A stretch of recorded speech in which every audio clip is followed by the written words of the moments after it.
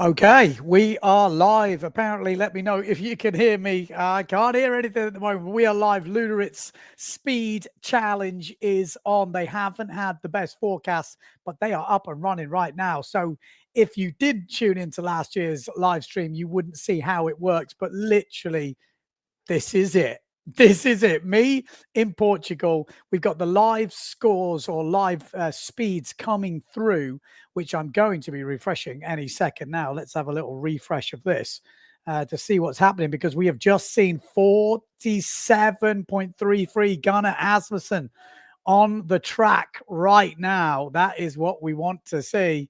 Some bigger speeds coming through. So Gunnar Asmussen is the man to beat at the moment. And we should see that wind picking up as we go through the afternoon. So it's about 1:15 local time in Luderitz. Now, I have made contact with the guys on the ground over in Luderitz, and they're going to be sending me some videos, some maybe voice messages like we did last year. So I have already had Francois, which is Brendan Lorho's dad, sending me some stuff through. We've had Simon Pettifer sending some stuff through. Neil's back from the Patrick team sending stuff through. So that is the way we're going to do it. We're just going to be, I'm going to be here with you for this because I have a feeling we're going to see some big speeds pretty soon. This is the time of day when the wind starts to ramp up and we should start to see those big speeds going through. Look, we're seeing 1 second peak scores of 49, so nearly 50 knots. Interesting. Gunnar Asmussen, like we have reported, has kind of left the sponsorship and just gone for what gear he thinks he can do the best speeds on. He's a Luderitz Speed Challenge veteran, so he knows what he's on about. He's seen the gear and he has gone for Neil Pride, which is really interesting because the two other guys who are the big players, have left Neil Pride. So you've got Vincent Valkenaers, the only guy really to properly challenge Albeau recently, has left Pride and gone over to Patrick team. He's been throwing down some big speeds. And then obviously Antoine Albeau, current record holder who extended that lead, that world record last year, has gone over to Severn. So what will these guys do? And imagine if Gunnar, for the one time only, would win this year. He would set down the highest speed. That'd be massive for Neil Pride. They haven't even had to pay him. It'd be crazy. But what if Albeau beats his record? What if Vincent Valkenaers does? And it's the same in the women. We've got, it's not the same in the women. They're both still with their current sponsors. So Jenna Gibson on duotone, Heidi Urick is on Patrick, and the Patrick team are going heavily into this one as well. Really good to see those guys doing the updates. But let me know in the comments where you're watching from. Make sure my sound is all working. Again, with these live streams, you never know. Sometimes we're going to keep refreshing, but at the moment, Gunnar Asmussen is the guy to beat, and Albeau is he's trailing behind at the moment. But this guy is a guy that goes, when the going really turns on, when the big winds are blowing, that's when we're expecting to see Antoine Albeau really turn up the heat. If that is in case, what's going to happen this year? Or will we see a new guy at the top? I feel like there's more tension this year. Right. Now, we're going to go through and try to do these videos. It isn't going to be seamless. It isn't going to be easy, but I'm the best you've got because no one else is doing it. So I've got, like I said, the guys are sending me through some WhatsApp stuff. Pettifer sent me through some early stuff. So let me download all this. I'm going to be doing this on the go. So it's kind of like live but not live, but the stuff you're seeing me working it all out is live. So yeah, we've got Australia tuning in. Yeah, good to see. AA already had quite a few runs. Looks like maybe some gear tuning going on. Okay, interesting. Come on, Ben, anything will be better than an Excel file. Exactly, that's what you've got. Sound is fine. That's good to hear. Any precious info on the conditions? That is what I'm going to do now. So bear with me. I'm just downloading the WhatsApp messages as they come through. So let me just get a little bit organized. Again, I'm kind of doing this just as is, so it won't be even slightly seamless. But I have got quite a few that are happening. Right. Update on conditions. Got some interviews. We'll try and get the HD files. Oh, we are in luck this year. This is looking good. Okay, so there we go. Right, downloads. They're incoming. Patience.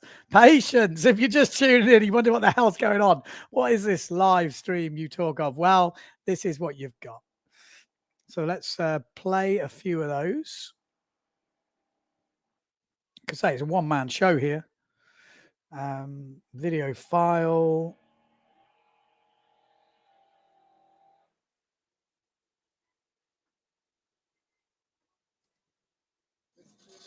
Yeah, there we go. This is our first one.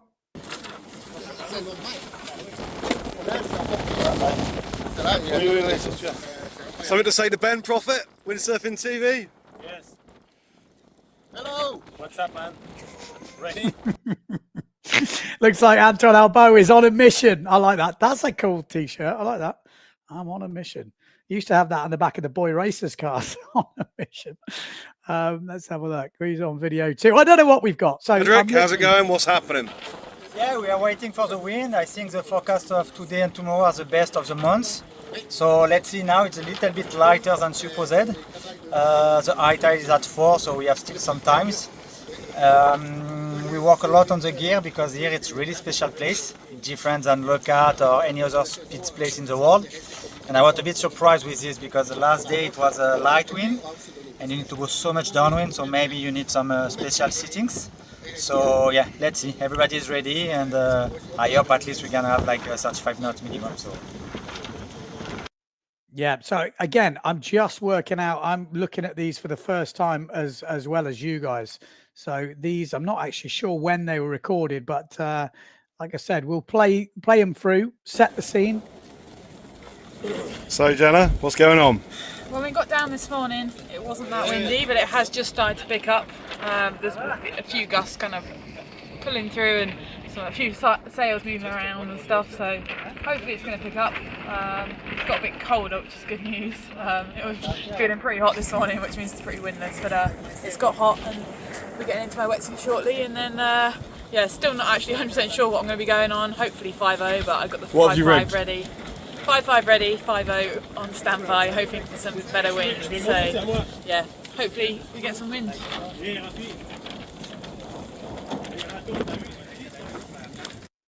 Yeah, so there we go. This is literally how it is going to work. So you're getting the idea. I'm just downloading. Although that one doesn't seem to be working somehow. Let's see.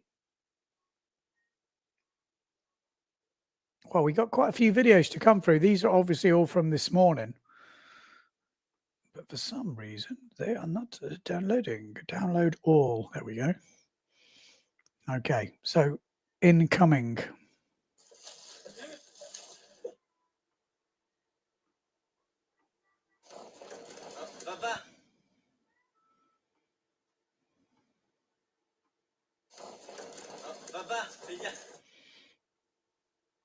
It's not, like I say, it's not absolute perfection on the WhatsApp, but it will give us a little bit more insight than we're getting at the moment.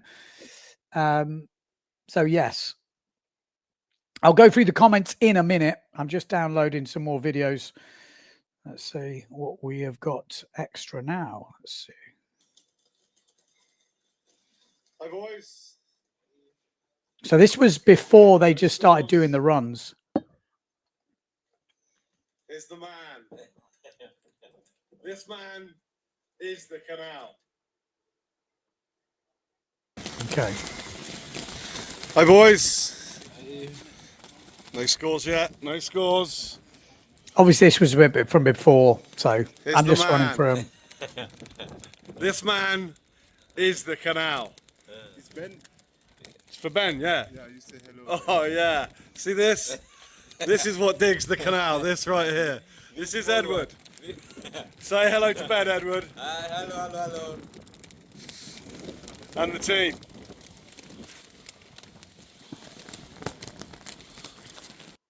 Yeah, so this is earlier. You're getting a feel. We're just building up.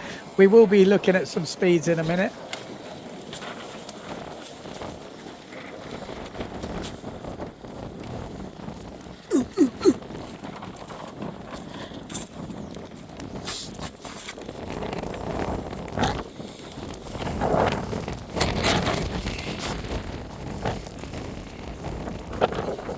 It's a long couple of weeks over there without any, you know, proper conditions for the channel.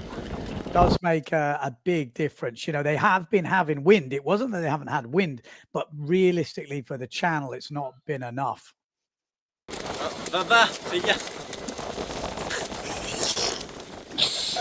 Brandon, Yes. what's happening? Well, at the moment it's not so windy. The wind's only going to pick up from now on.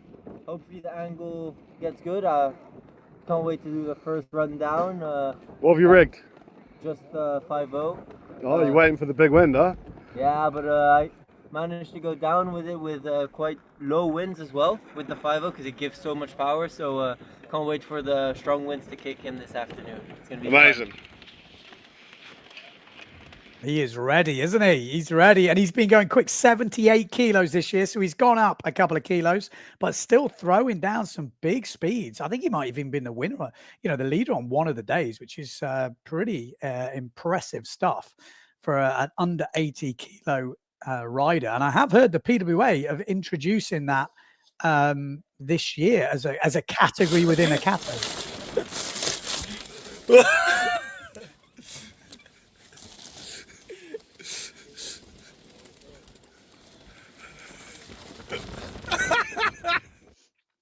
I'm not sure. Maybe there's some sort of joke in there, but shouldn't it be a? Well, no, I won't go there. Right, let's have a look.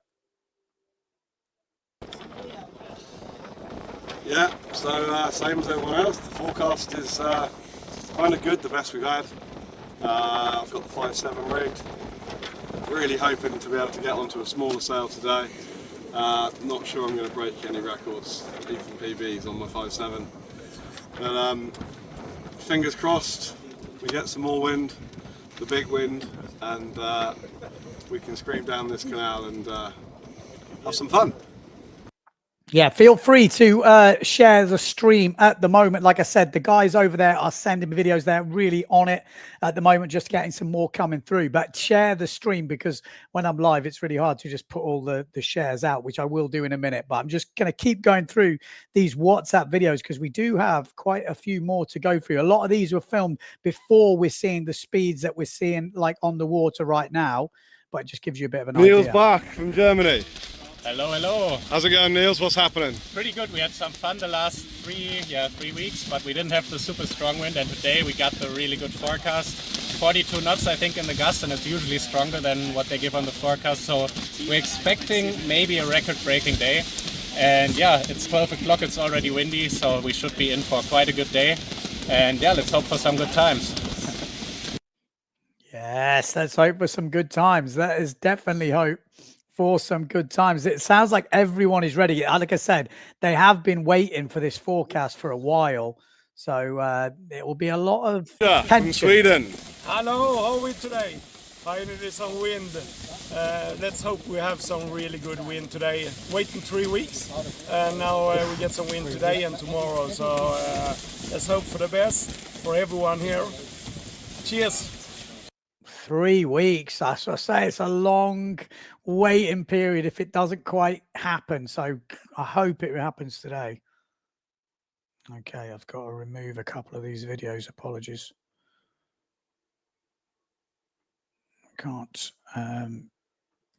have too many videos in the storage. Jim Crosley. What's happening? Just getting ready. Today being my last day probably ever here on the canal. Oh.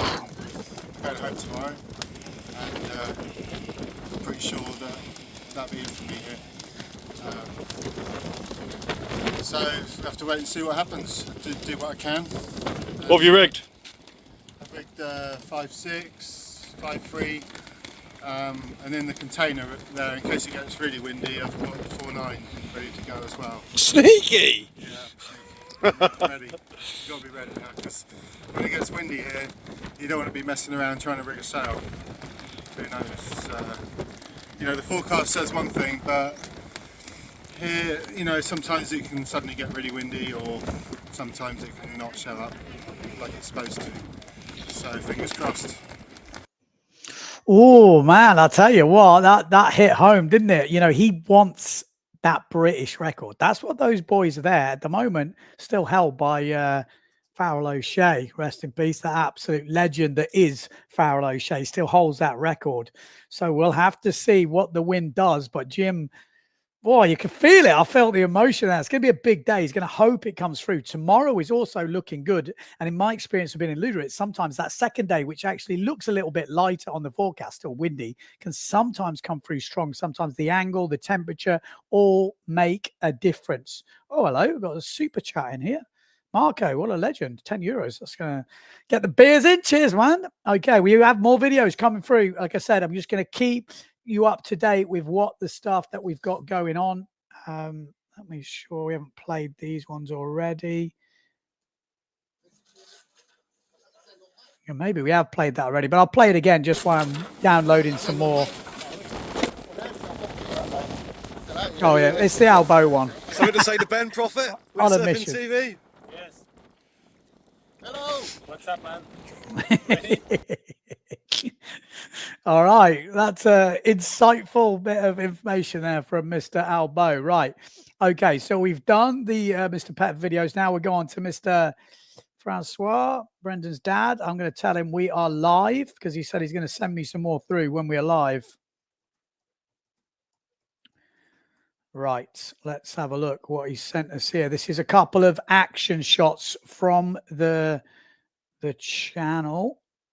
So let's download those, guys. If you are just tuning in, this is the watch along. I know what you're thinking. Wow, Ben, this is high budget. I know. But I'm still in Portugal. Obviously, we're getting videos dropped by the guys in Luderitz. The signal isn't great there to do live, but we worked well last year. Dropping the videos gives a bit of an insight into what's happening. It looks like it's a good day. We've also got the speeds coming in. Let's have a little refresh of that, see if we can have a look.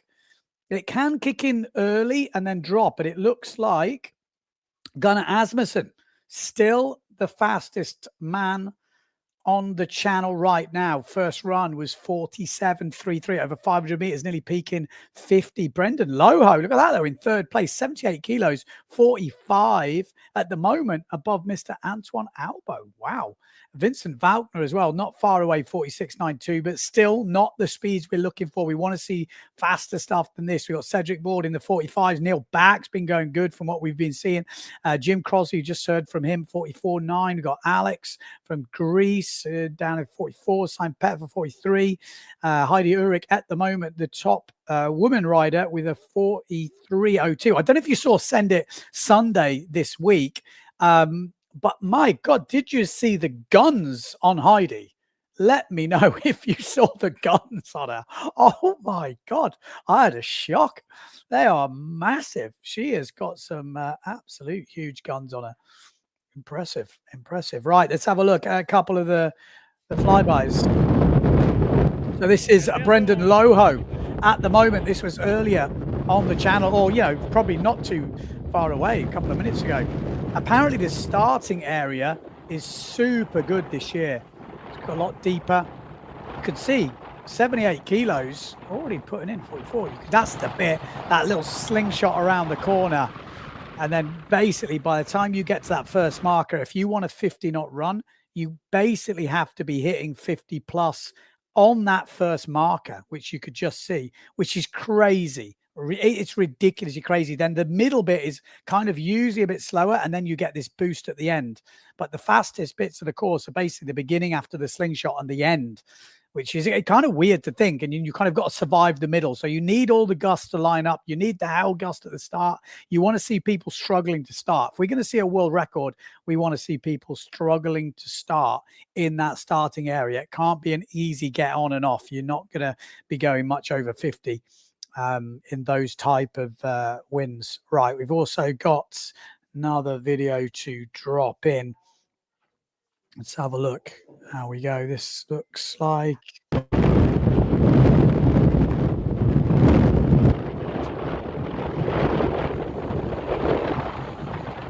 Jenna Gibson. Not an easy start, that.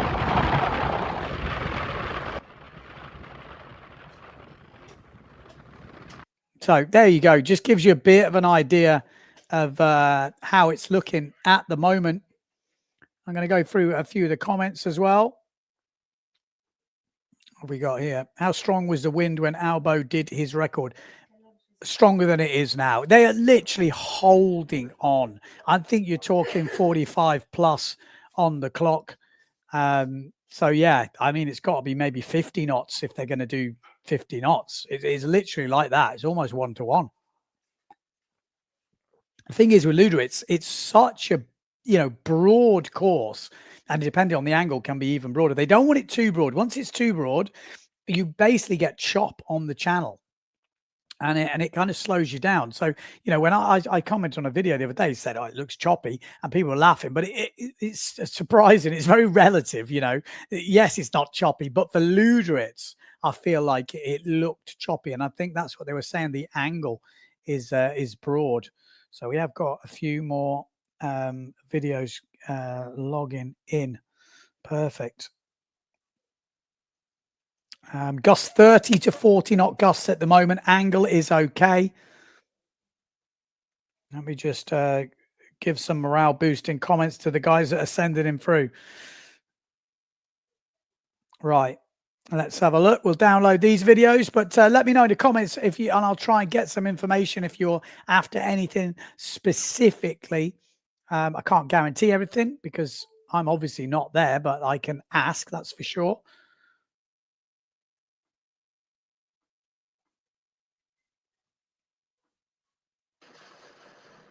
Oh, we got a different angle coming up, you lucky people. Let's have a look.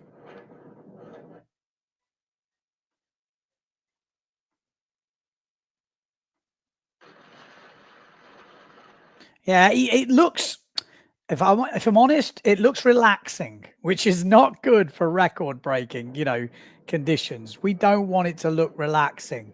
We want it to look scary. And at the moment, from what I'm looking at here, and I'm going to play you these videos when I can download them, it doesn't look scary.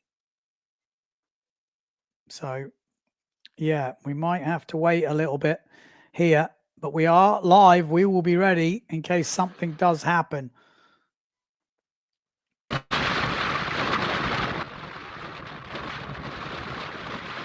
Looks like Brendan.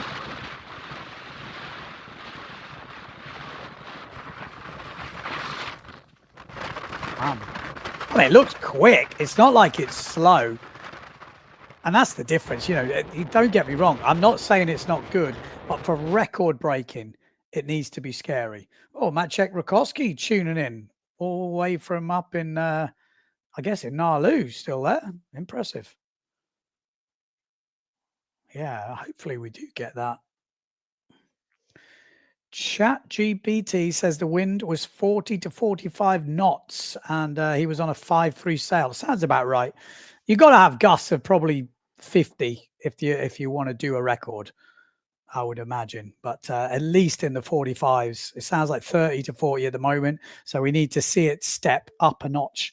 That is definitely what we need to see. Right, what else have we got here? Have we got any more videos for you? I think we have.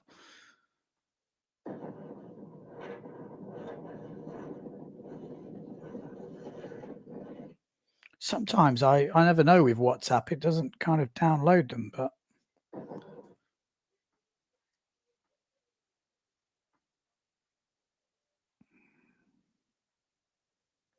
okay, it's already there. So let's see. Seamless. I told you it'd be seamless. It's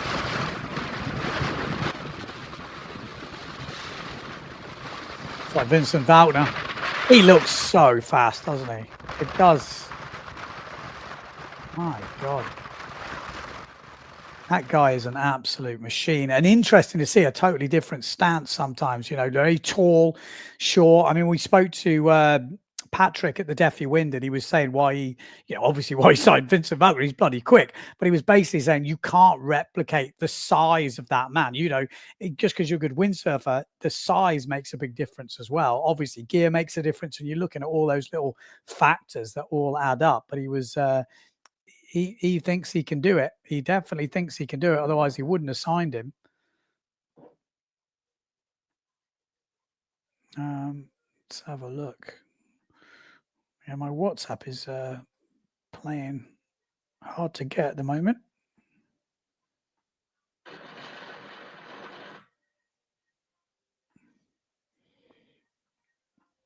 Well, good to see though. Interesting, Niels. Oh yeah, we've got some Patrick videos dropping in. Let's download those for you. So at the moment, we're not missing any record-breaking runs. That's how it is. But hopefully, we will get some as the afternoon progresses. They're 2 hours ahead of me. So 11:40 here. It's 2:40 there. This is kind of, I think 2:30, 3:30 seemed to, when I was there, was kind of the real time it started to come through. Sometimes a bit later. Was it 4:30? Someone remind me. I'm just basically spouting out numbers. But yeah, let's have a look here. We've got a couple of shots from the Patrick and a little interview by the looks of it. Heidi, finally a windy day, potentially record-breaking day. How are you feeling? I'm feeling super good. I slept very well. I'm not nervous. I just want to enjoy and I really hope the wind will kick in. The angle looks super broad already now, so I think it's going to be a long day. What are you on? I'm on 5.2 Patrick LA sail and on a Patrick Speed 37.5, the new speed boards which you can buy next year. Interesting. So they're going to do production speedboards that small, 37.5 that you can buy. Wow. I guess anything you can buy, but if it is a production or made to order. But Patrick seems to be everywhere at the moment. If it's not, or is it just me? Patrick, every time I look somewhere, they've got something going on. There we go. That's the way it looks at the moment. That's the sandbanks. Again, I'm playing these videos blind, so if they've stitched me up with some dodgy one, I'm waiting for it. Good job, they're all quite serious over there. They're not going to stitch me up. That's the way the course is looking. So it's good, but it ain't record-breaking right now. Let's have a little update on the scores right now. Let's see if we can remove this, and we'll put the scores on. What are we seeing? Are we seeing? I haven't heard you guys go crazy yet, so I don't think. Oh, maybe we just seen a big score come through there. Yeah, 47. Gunnar Asmussen again. Gunnar Asmussen again is the guy to go a little bit faster. So 47.9, still not in the near record-breaking territory, but maybe that's a sign that things have sped up. Cedric Bordes putting a 47 in as well by the looks of it, or is that just the top speed? Nah, that's the top speed of 44. So Gunnar is seems to be the guy at the moment, and I have heard his name mentioned a few times by guys over there. So maybe we have to keep our eyes on Gunnar Asmussen. Could this be the year? We got Cyril Everard in the chat. Why aren't you over there? You should be there to bring some speed. I think, Cyril, you should be over there. You, the young Belgium. The only problem is to get a Belgian record right now. It ain't easy. It's quite unfortunate that you've got the big man, Vincent Valkenaers, as a Belgian guy. That's a hell of a speed to beat. It ain't easy to go over 50 knots. So, news. How's Bjorn's speeds? Well, Bjorn apparently left today or yesterday. So he won't be there. So Bjorn has gone, which is a shame because it looked like maybe this was going to be the day. We've got Tobias saying hi there, watching on the train in Germany. How are we doing? We've got AP Pro saying Vincent looks locked. AP Pro, that's a good app to have on your watch, definitely. He does look good. I thought he looked good. He looks comfortable, looks fast. We haven't seen much of Gunnar. We'll have to wait and see what that is. Usually AA is every time the fastest. That's exactly what I was thinking. I'm going to carry on reading though, because usually even in the lighter stuff, he's always at the top. Is he now slower since he changed to Severn, or are there guys faster? Well, it's a very good question. Again, there's no. I don't think you have to ask that question because usually, again, we're not picking on anyone or anything like this or brands, but we're just looking at the data, looking at the facts, and the facts are Albeau is usually at the top no matter what the wind, and he hasn't been. So obviously he's got a lot of new gear to get through, and he's got to find out what works, how it works, where it matches with. Whereas, you know, when he's been on Neil Pry for so long, he knows exactly. He's got a go-to. He knows exactly the deal. And Luderitz is so different to home, it doesn't just translate over. So, yeah, there's obviously some adjustment time. The thing we really have to look at is when the going gets tough, when the big wins come, when the records, when people start going over 50, is he there then? If we see everyone else over 50 and he's not, then we got to ask even bigger questions, I would guess. But that hasn't happened yet, and we're a long way off that. You know, we're still in the 47, so he could still be testing, checking, you know, trying to nail down, or maybe even just waiting. But it's not something we usually see from Albeau. He's usually pushing to be the fastest in whatever wind there is, I would say. But let us know your thoughts in the comments. We got Peter saying, what's the main shape difference between a speed sail and a race sail? I think in the smaller sizes, a lot of the speed sails are the race sails, but there's a different type of sail I think you need for Luderitz. Even though I think the Neil Pride is the production sail, a lot of the other guys go a lot deeper with the profile, from what I can understand, because it's a very broad angle. It's very off the wind. So the smaller sails are a bit deeper, like more shape in them. But on the squarer courses, not Luderitz, you can pretty much have a race sail, from what I can understand. You just don't need, well, there was talk of this. Actually, Patrick did an interesting interview saying people are trying to get the top speed, but he was saying what's really important, and again, this is what he was saying about Vincent, is he says what we're trying to do is get the acceleration, because once we can get the acceleration up to speed, that's the difficulty. You know, his top speed will always be there. And he says, and he's looked at the map, they were looking at the GPS tracking and stuff. And I thought it was really interesting that they were really focusing on, I think he said this, correct me if I'm wrong, but they were really working on acceleration. So maybe that might be the difference. You know, ultimate top speed, maybe that's not exactly what they're working on, because unless you get the chance to get up there and get up to that top speed, even if your top speed 60 knots, if it takes you too long to get there, you're never going to get there, even if your sail does go 60 knots. So maybe that's the mistake some of the brands have been going for. They're going for ultimate top speed rather than acceleration. Or that's what I remember taking from the interview that I saw with Patrick Detail. Go Niels, the 50 is near. I mean, that would be impressive stuff, because he has had a massive marked improvement over the years. Seen on the GPS at Diaz Point, if you watched Send It Sunday earlier, I put a little bit in there about that. Interesting to do. Max Speakman says, anyone know about balance? Just been out for a sail. For a sail, balance went a few weeks ago through.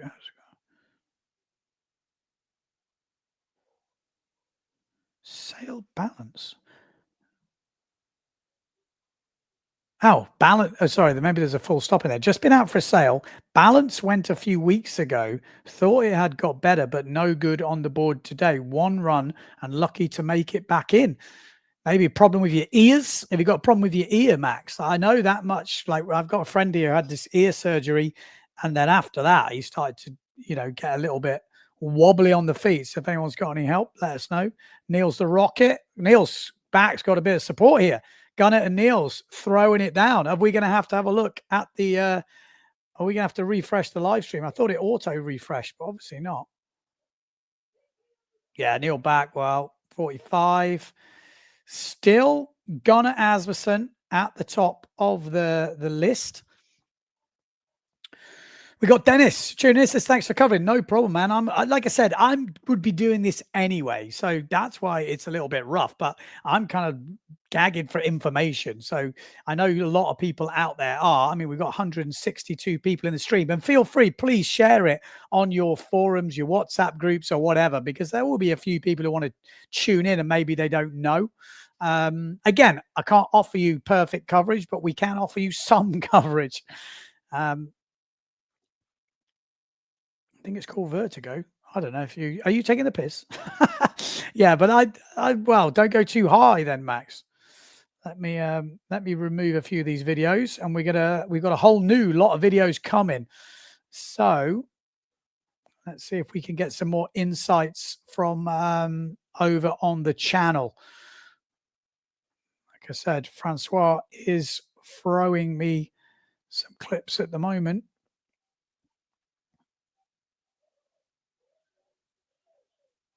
Okay, so he says he's going to the end to get a different view. So it might be a while before we see the next one, but here we go. Let's download this.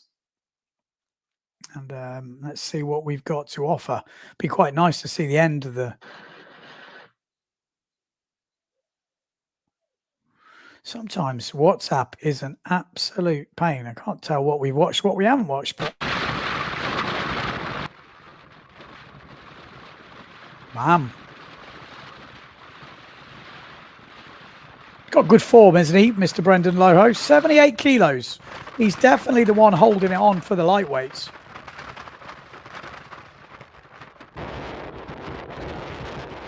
I think I heard he got 12 kilos of lead.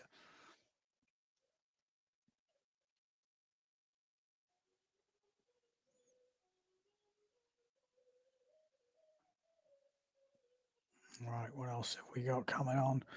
Great job, Ben. Well, thanks. Like I said, I'm just doing what I would be doing anyway. Super interesting about the sales. Well, let's hope I'm talking the truth. No, I'm pretty sure that is it. We've got No Pro Windsurfer says, is the event only for pro riders? Do they have an amateur class for production boards using production sails? Yeah, like as far as I know, if there's space, because there's limited space, if there's space, you can get in. You pay the money. It used to be, I think, 1,500 euros a week. The only difference is if there is some world record like a rule in there. So if you go above a certain knottage, let's say, I think for the girls it's 46 knots, for the guys it's 51 knots. Soon as someone goes over these levels, they can jump the queue, because what Luderitz is all about is breaking records, and they want world records. So they get like this kind of, but at that wind, there's usually less people on the channel, because you think you want the wind, and then when you get it, you're like, oh my God, this is scary as hell. So it's not as like easy as you think. Some of the days like we've got now would be amazing for most people, me included. And then it gradually picks up. That's what you kind of want. But when you get these nuking crazy, if you can't sail in a straight line, that's when the big guns, that's when the records fall. And that's when most people are shitting themselves to go down. Like, I would say me included. I've never been there for one of those crazy days, but I've heard what people say, and it doesn't surprise me. And the thing is, when you crash in speed, it's like crashing a car. You don't see it coming. You know, everything's great. It's all God, the music's on, whatever, you're in your own head. And then suddenly, bam, it happens. So it's not like a slow build-up. You see a crash coming. You just don't see it coming. So it can be pretty scary, really. And then once that happens, then you kind of, you know, your brain starts playing tricks with you. So you got to be careful of that. So yeah, that is where we're at the moment. That is all the updates as far as I can see at the moment coming through. If you did miss the interviews earlier, you know, it was interesting. I thought the one that I liked or was interesting for me was the gym one. You know, it felt like there was a lot of emotion in that. Like, this is my last one ever. You know, he's done his time. He wanted to throw down a British speed record. He hasn't done it yet. This is his last day. Everything's rigged. Everything's prepared. He's got these kind of mini battles going on with Simon Pettifer at the moment. You can see it when I look at the Water Speed app, because obviously I'm doing some stuff for them at the moment. And you can see those boys are always just edging each other, going stuff. But we have had some good stuff. I don't know if you saw the Oisin Van Gelden. Did you see that video? This probably worth a little play, just while we've got a bit of downtime at the moment. But he was over in Ireland, in Dublin, and man, he had some hell speeds, like throwing down like a 48 VMAX or something like that, which is not far off what the boys have got in Luderitz at the moment, you know. So really, really interesting. But maybe I'll play that. Anyone want to see the Ireland video? Just while we've got a bit of downtime. Obviously, we're going to be keeping an eye on the Luderitz stuff, but I think it was pretty cool. I just see if I can find it just in case there is some cause to play it. Let me know what you think. I mean, we're going to be talking about all seam speed. So if you have got any questions, let me know. Let me know. Now I just got to spell it and find him. See if we can.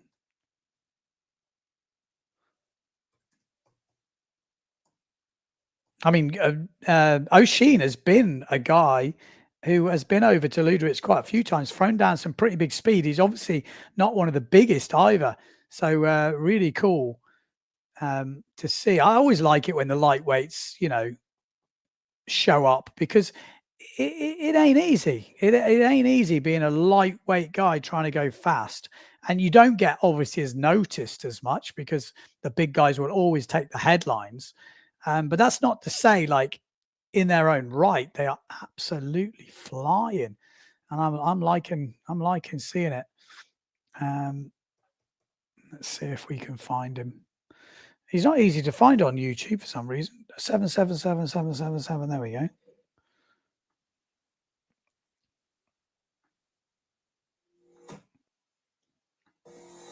Right, let me just get rid of the adverts and we'll be playing. But yeah, thanks for tuning in. Like I said, we are doing a bit of coverage of Luderitz, but let's have another look at the comments.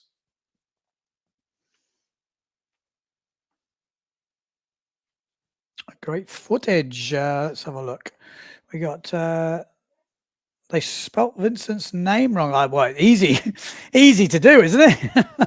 I reckon I pronounced it wrong as well. Dennis says, I thought this year it isn't allowed to pass the queue. I think because they've had so little wind and opportunity to have a world record in the next 2 days, seems like it is. I think they are giving it to today. They've set some speeds, and only once you get past those speeds, but it doesn't really, I don't think that'd be a problem. I think it's a good thing. What we got? Starboard saying, great that you've put this together so we can all soak up the event as it happens.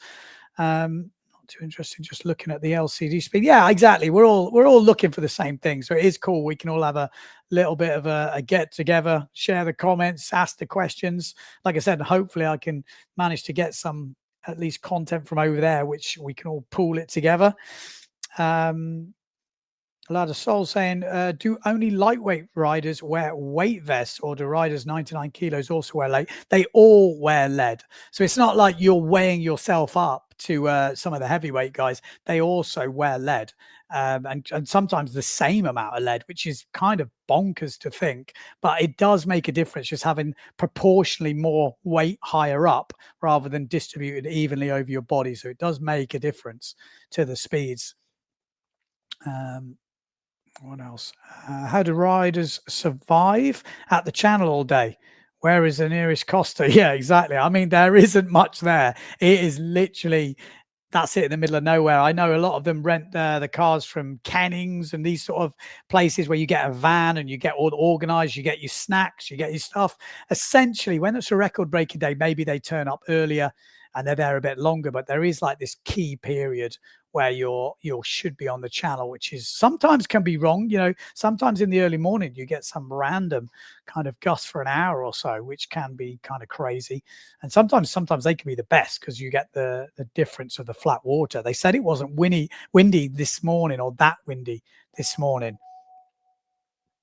The only rule with weighted vest is that they have to float in the channel in order for a record to be validated. If they sink, they won't validate it. Very good point. So you can't just shove a load of lead on. You know, you've got to go with buoyancy as well. You have to have buoyancy and enough buoyancy to float that lead. So you end up looking like a Michelin man because some of them have got quite a lot of lead on. What have we got here? Yes, Ben, very nice live stream. Thanks, boys. How much weight are they putting in it? I've read, you know, a lot of the guys I had when I did it, I had 9 kilos, 8 kilos for the big guys, smaller guys, maybe 12, maybe 6. I heard Lena Erdl one year. She had something like 18 or nearly 20 kilos, which is kind of crazy, but she is quite small. But that's the extreme end of it, I would say. They even throw you in if the judge are unsure. Oh, you never know. How much percent of weight do they usually sail on? Yeah, again, I don't know percentage-wise. I think different people take different things depending on how they feel comfortable. Yeah, someone's saying 10 to 20 kilos. I would say that's about right from my understanding of it.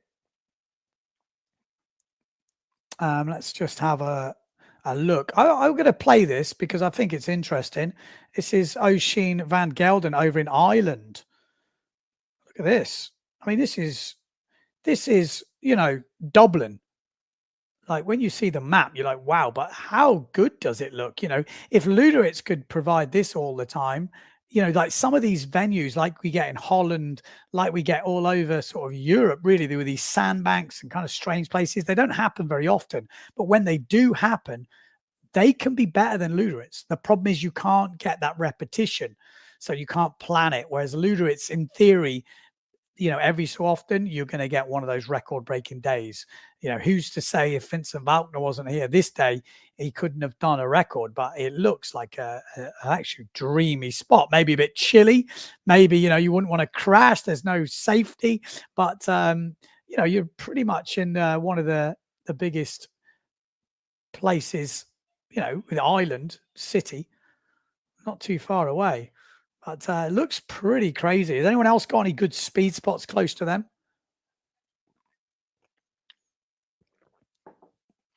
Look at that. I mean, that is absolute flat. You know, that looks as flat as you're going to get it. Pretty amazing. That's the problem with speed, though. You've got to sail. You've got to walk back a lot of the time. So I know the Dutchies, they're like trailing around in the mud sometimes. And there was this guy who broke his arm. I don't know, maybe you're watching. Maybe you know the guy. But there was one video where he snapped his arm and he was in the middle of the mud somewhere. I was like, oh my, or was it his ankle? I think it was his arm. Oh man, it was pretty gruesome. But, you know, this is what we want to see today. We are keeping an eye on Luderitz. So, yeah, but impressive stuff. Like I said, love to see it.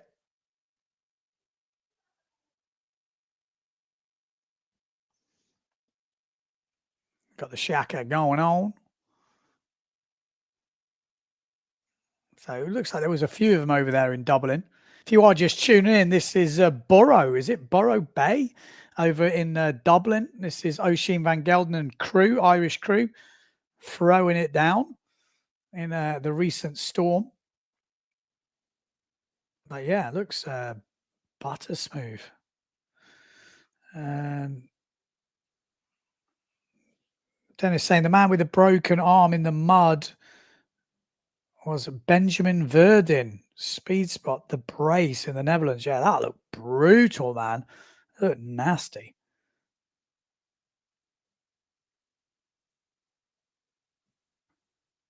Don't put the messages on the big screen. Well, you never know. You never know when they're going to pop up on the big screen. What is the max speed for the women today? Oh, a little crash at the end from Oisin. So, yeah, there we go. That is Oisin van Gelder having it in Ireland. We are over in Luderitz at the moment, though. That is what we are concentrating on.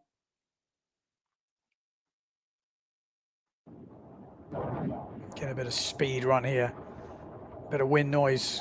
Get us in the mood for speed. See if the boys and girls over in Luderitz can break some records today. But look at this spot. Look at that. Max VMAX 48.20. 250, 44.95. It's pretty cool. Pretty cool. He's leading the PWA water speed at the moment. So maybe he's going to win something. He's going to win a prize. Woo! Right, we've got some more videos coming in pretty soon. So let me just share the live speeds at the moment, just in case we've missed something.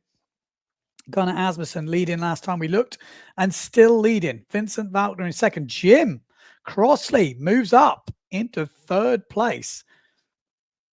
Still Albeau down that bottom end. I think he's biding his time. You know, he's cracking on a bit now, Albeau. Don't get me wrong. He's still young enough to throw down some speeds, but maybe he's not going to do as many runs as we used to seeing from Mr. Albeau, because he always was the man who was doing a lot of runs. We have 4G on the end this year. Wow. Okay. So we should get some videos from the bottom end. That is good. Okay. So we're going to get some videos from the bottom, which is, you know, that's the dream, really. The bottom is where we want to be. For years, you know, Luderitz hasn't really had the signal, you know, around, but it's getting better.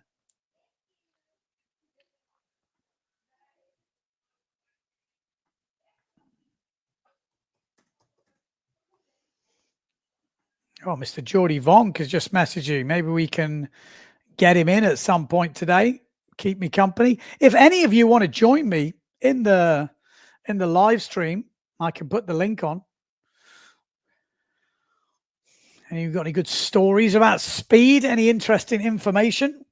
You're welcome. Right, let's add the video in that we just seen. Here we go.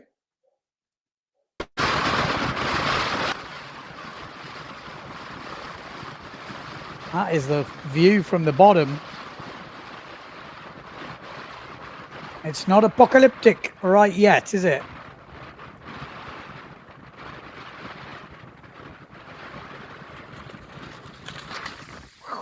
Looks like Neil's back with that Insta360 helmet on.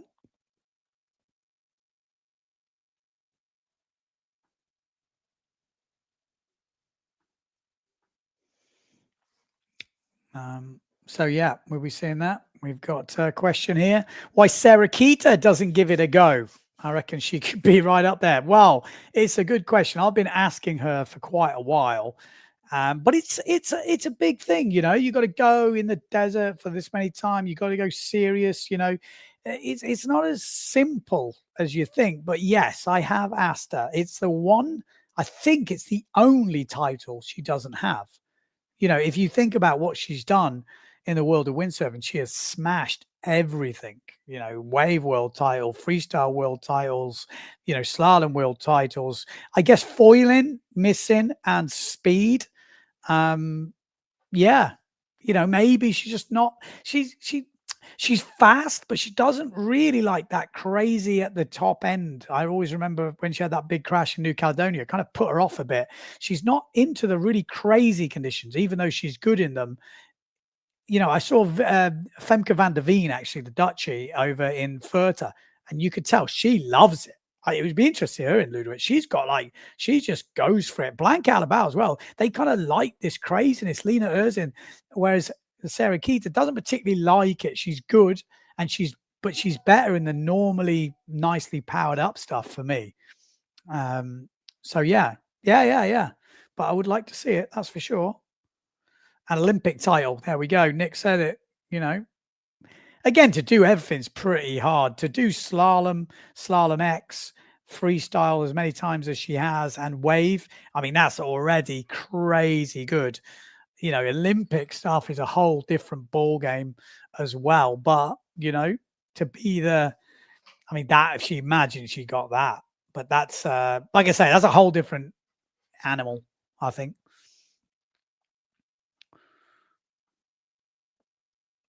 Sarah would do the fastest freestyle move ever. Well, I tell you, she's probably been on some super flat spots over the years. But yeah, that's the way we're looking at the moment. Not too much action in terms of speeds. Oh, no.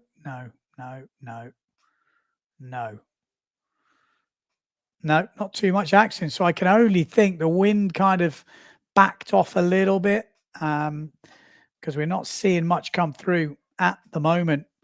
So we have just got the speeds going on. Who do you think will be the fastest rider, men and women, at this year's Luderitz Speed Challenge? That is the question. Let me know in the comments, who do you think will be the fastest rider in the men and the women at this year's Luderitz Speed Challenge? There's not long left. I think a couple of weeks. There's probably not many record-breaking days. These next 2 days look to be the best so far. But will they deliver? That's the question. Will they deliver? And we don't know that. So we will have to wait and see what happens there. Big crash from Cedric, apparently. Ooh, big crash. Oh, is that the video we're getting? Or that's happened. He is okay, though. Wow. Okay. So Cedric Bordes, the first casualty in terms of not casualty, but first guy to get a big crash today. But he is okay. That's what we're hearing.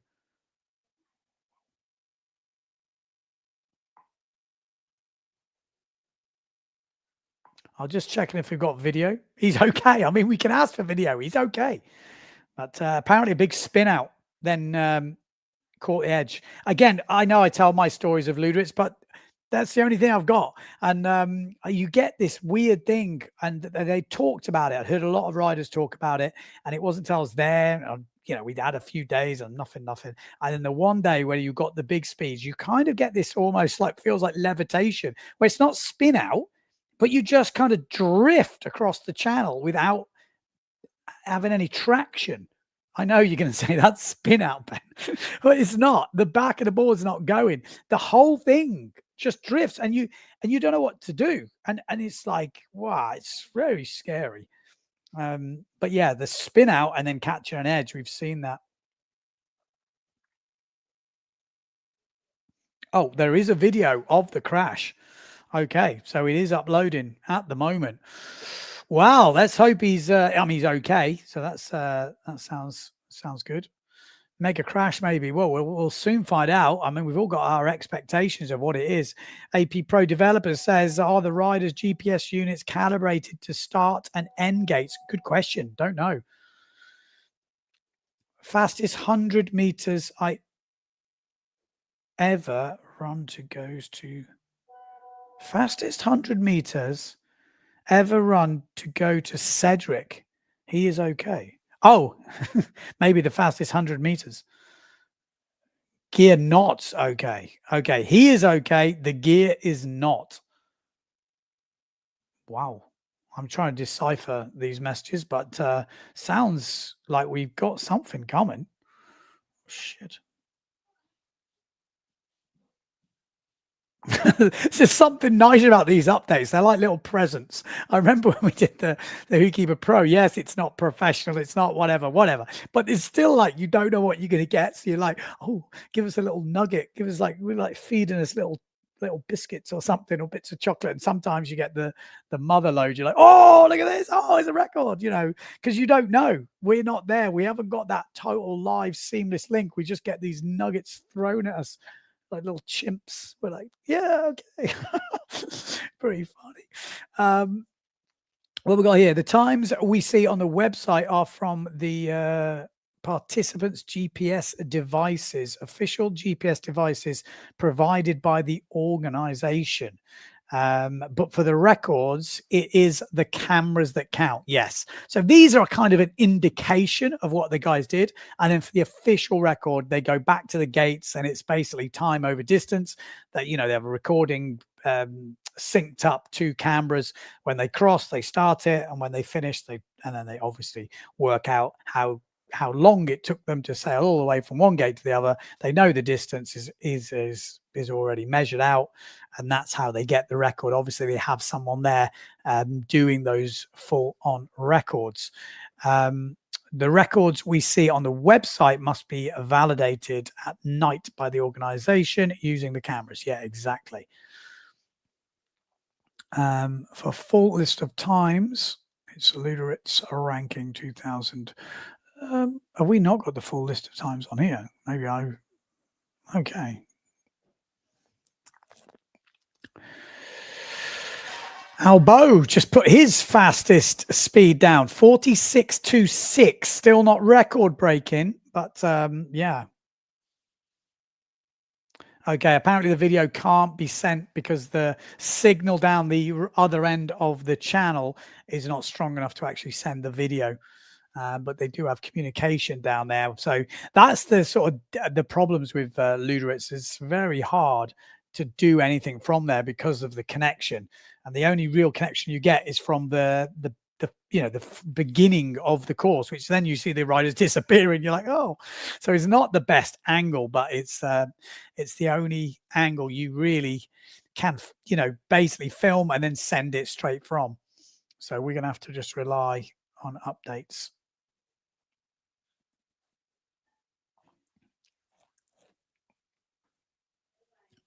There's no advertising on this URL. What URL? What advertising?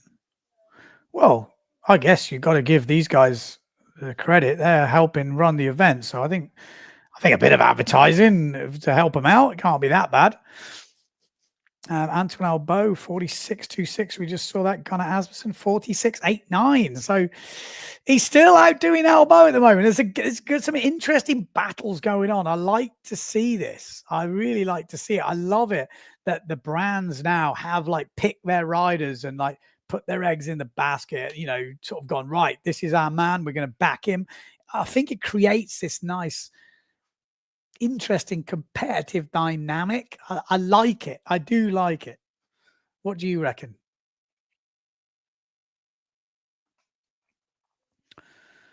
Send the beast to the channel. Well, in fin sailing, he hasn't been as much of a beast as he is on the foil.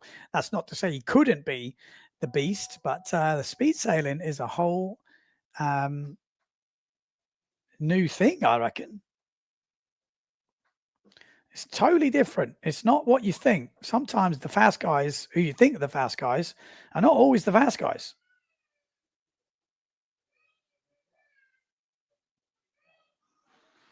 Well, we got some more speed spots from Ireland coming in. I'm just having a look. 40 knots plus. Let me just work out who sent it.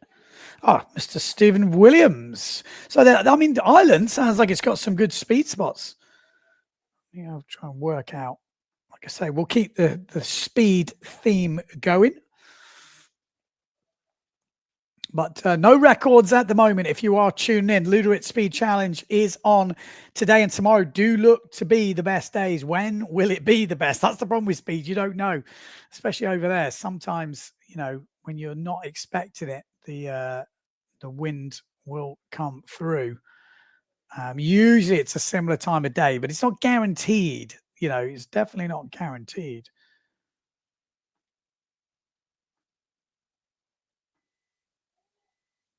Typically, I'm clicking every button here and making a hash of this, but say sometimes these live programs are not easy to navigate when you're trying to talk and look relatively sensible. Let's see if this works. Let's see if we can add this to the stream. We'll get another. Let's add this in. Let's share the love of the speed. This is, well, I don't know where it is.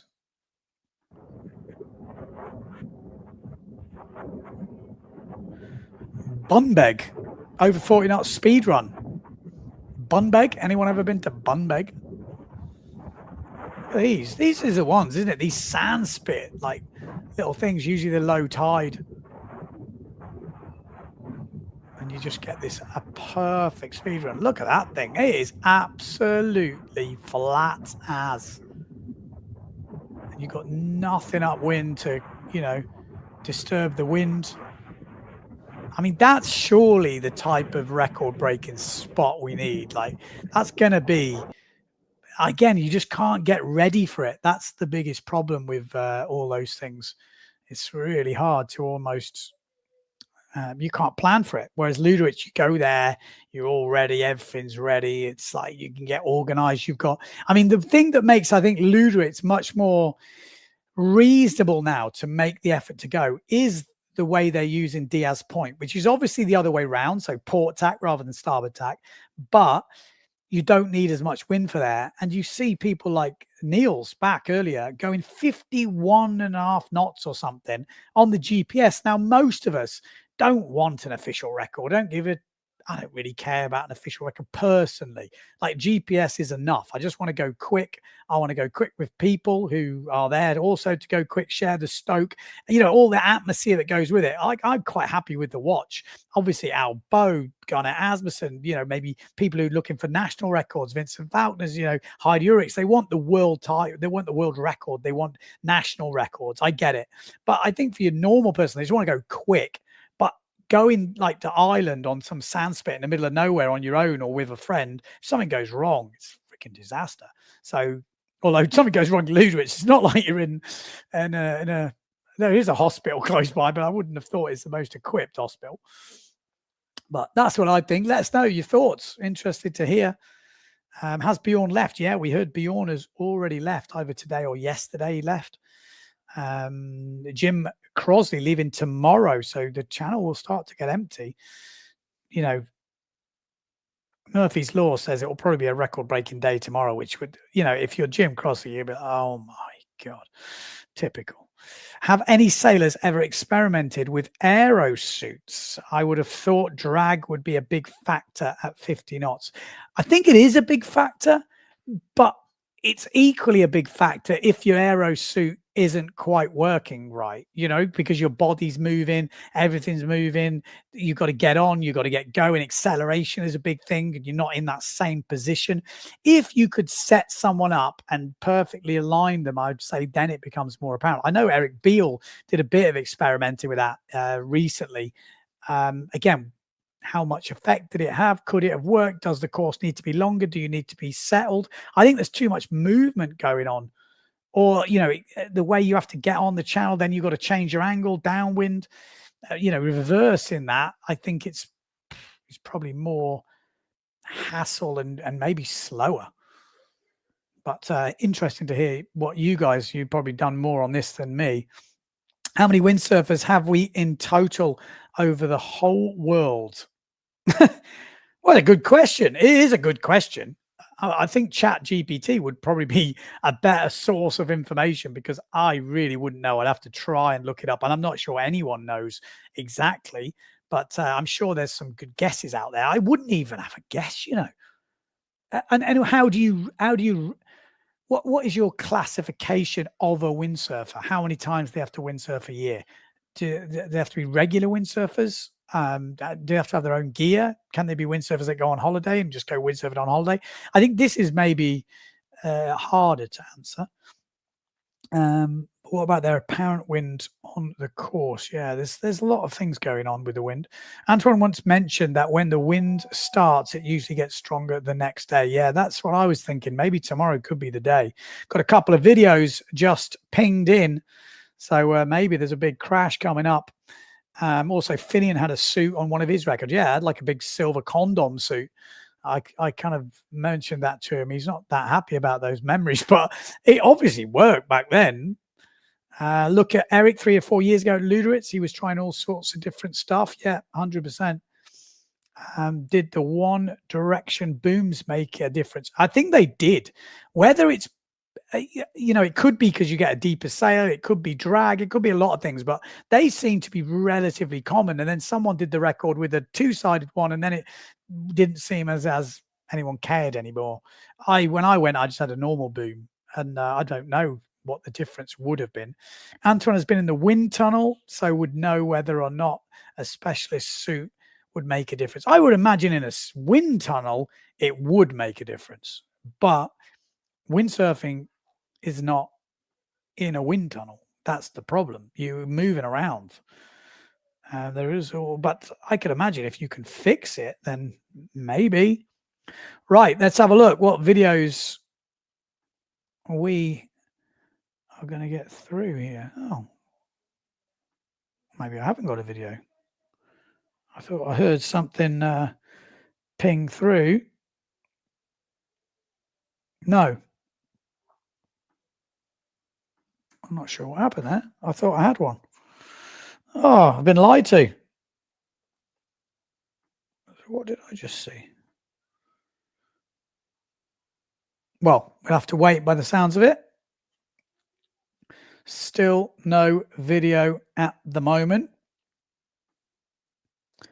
Do we have any other speeds coming through? Let's have a little quick update, see if we've seen any increases. Nah, Vincent Valkenaers 45. I mean, these guys are freaking quick. Simon Pett for 45 and Brendan Lorho down the bottom end 46. So Brendan, he's going quick for what is essentially a very light rider. He's up into third overall with a 48.55 peak, which is not to be sniffed at, and a 46.58 over 500 meters. Interesting. Interesting.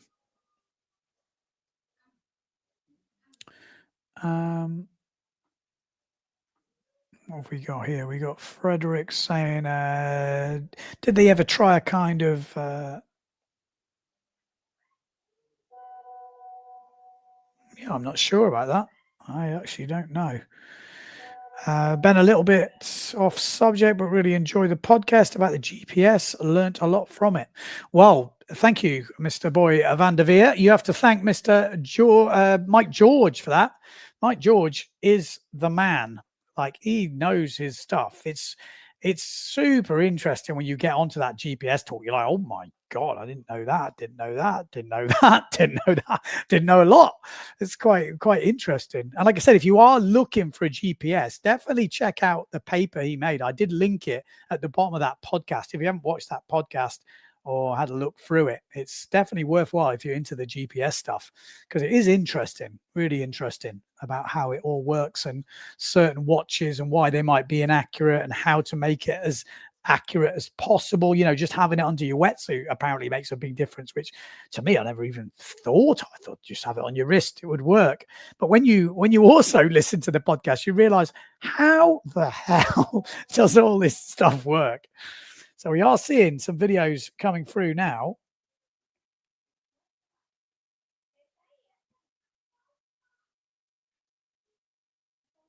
Ah, okay. I've got them already. They've just turned up higher up on the timeline for some reason. Let me just check this. Okay, right. Incoming. Brace yourselves. Let's just takes a bit of time to download them on the old WhatsApp.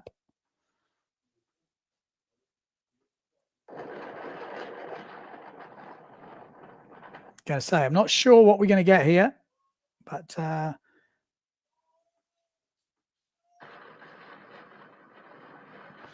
we do have a crash and an interview coming up. So let's have a look. What has been going on in Luderitz? You're about to find out some interesting stuff from. There's the one shot. There's the interview. Here we go. Let's play that.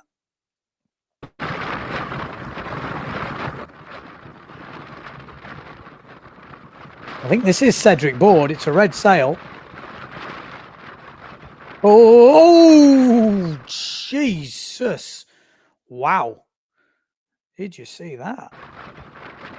Oh, wow. That's like 3. Can you count them? Oh, that is nasty as. It literally went down, didn't it? Buckles. 1, 2. Wow. That is a nasty crash from Cedric there. Cedric, wow. And there is an interview, so let's see what he had to say. Actually, I'm not sure what we're going to get here, but you're trying acrobatic gymnastic on the water? Yeah, and thanks to you, Francois, to help me. It was nasty because it was a good gust, so I said, fuck, push now. And as soon as I push, the fin spin out. And the crush was so long, I get time to think when I was rolling.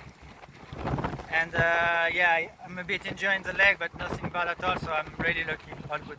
Okay, best of luck to the next run. Go for it.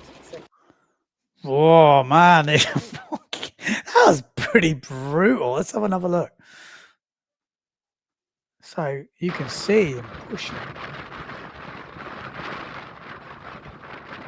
Oh, man.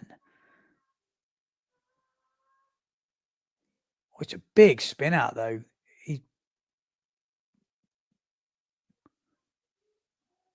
Wow. Yeah, the back, it's like the fin snaps. And then the board just grips. And then he does a fair few spins there, doesn't he? My God. Wow. Wow. Yes, that is the dangerous speed sailing. You know, sometimes I remember the old one, they were not showing the crashes. I was like, how can you not show the crashes? The crashes is what explains it to us guys at home and the people around the world and anyone watching, that this stuff ain't easy. When you watch a speed run and nothing happens, it looks like a walk in the park. And it's not until you see those big crashes where you give that deep appreciation for the risk that is going on. Because without that, what is speed sailing? You know, what is Formula One without the risk? You know, you're going fast, but yeah, there's a lot of skill. But the risk of those high speeds and the living life on the edge, this is what gives it, you know, that scariness. This is why we're all looking, go, wow, not everyone can do that. They are risking a lot. And like I said, so I think you really need to see the crashes. It's kind of why Send It Sunday, you know, I first started doing it, which was meant to be people sending in stuff and crashes, and that was part of it. But it gives you the appreciation that, you know, it is an extreme sport. It's not just all, you know, flowers and roses and chocolates and it's easy. It's there's a lot of stuff going on. Just had a chat with Vincent, and he said it's barely windy. Yeah, I think that is the problem. It's maybe not happening. Frederick says Brendan was at my home spot in the Netherlands a few months ago. I can confirm he's bloody quick. He is bloody quick. He came over, did the Portuguese Championships here when he was super light, probably 70 kilos. He did have a little bit of lead on when I was tuning up with him, but I'm like, you shouldn't be that quick for that weight, you know. So you're like, well, when he fills out, he has got the skills. Like, some people are quick naturally. I would say I'm not one of them. I'm not slow, but I'm not naturally quick. I think Brendan is a naturally quick rider. I think Tati Franz is one of those naturally quick people. Ricardo Campello, quick. Golito Estrado, sounds weird. These guys are quick. And there's a few guys that have just put the work in and they're going quick, but they're not naturally quick. Some people have just got this way of going fast. I don't know. Maybe you know one at your local beach. And sometimes, you know, it's not just weight. There is, and that's why I like the weight groups, because I think it then shows off these guys that are quick within their weight range, which I think is really important to showcase. It gives hope and it gives other people heroes, you know. I'd like to see SpeedX chicane at the light area and a sausage at the 50 meter. I mean, that would be pretty fun. I'm in. You don't have to ask me twice.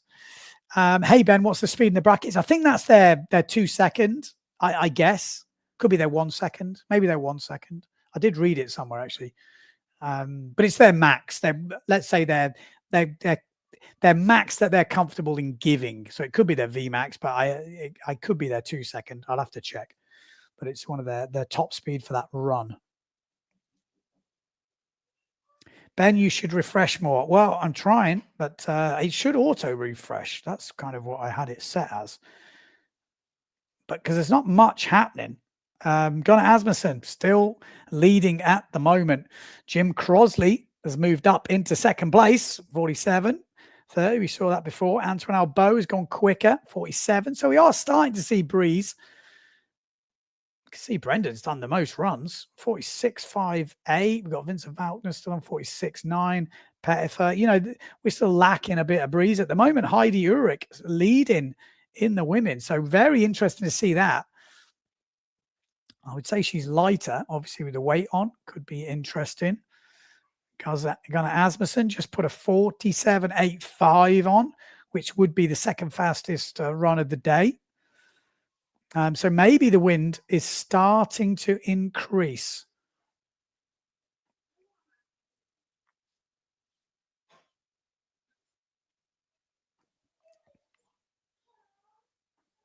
have a look. More comments. Ben says, well done, the UK, holding up there strong. Yeah, let's see how the boys do. But good to see Jim up there in second.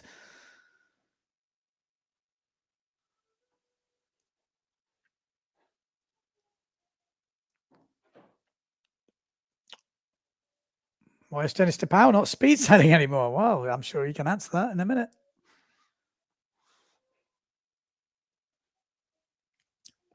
Right.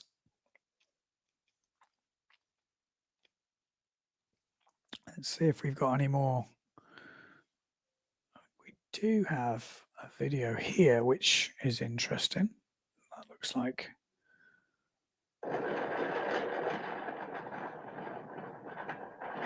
So we've got a little interview, but it looks so I can find that thing. Excuse me. Okay, let's have a look at this one.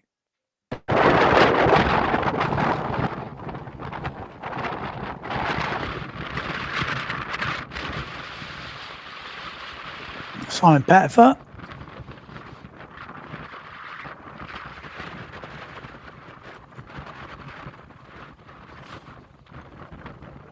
It's like Jenna Gibson.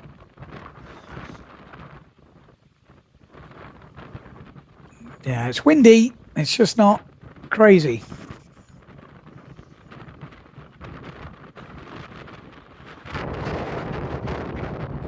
That's a lay down. That's how you stop at Luderitz. That's how you stop at Luderitz. Wow.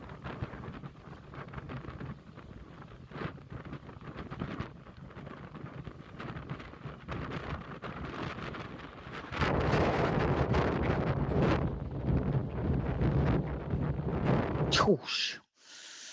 Nice. Nice. Refresh, refresh, refresh, refresh. Cedric Bordes. Well, he's safe and he's back down again, but not as quick at the moment. Still Gunnar Asmussen leading the way.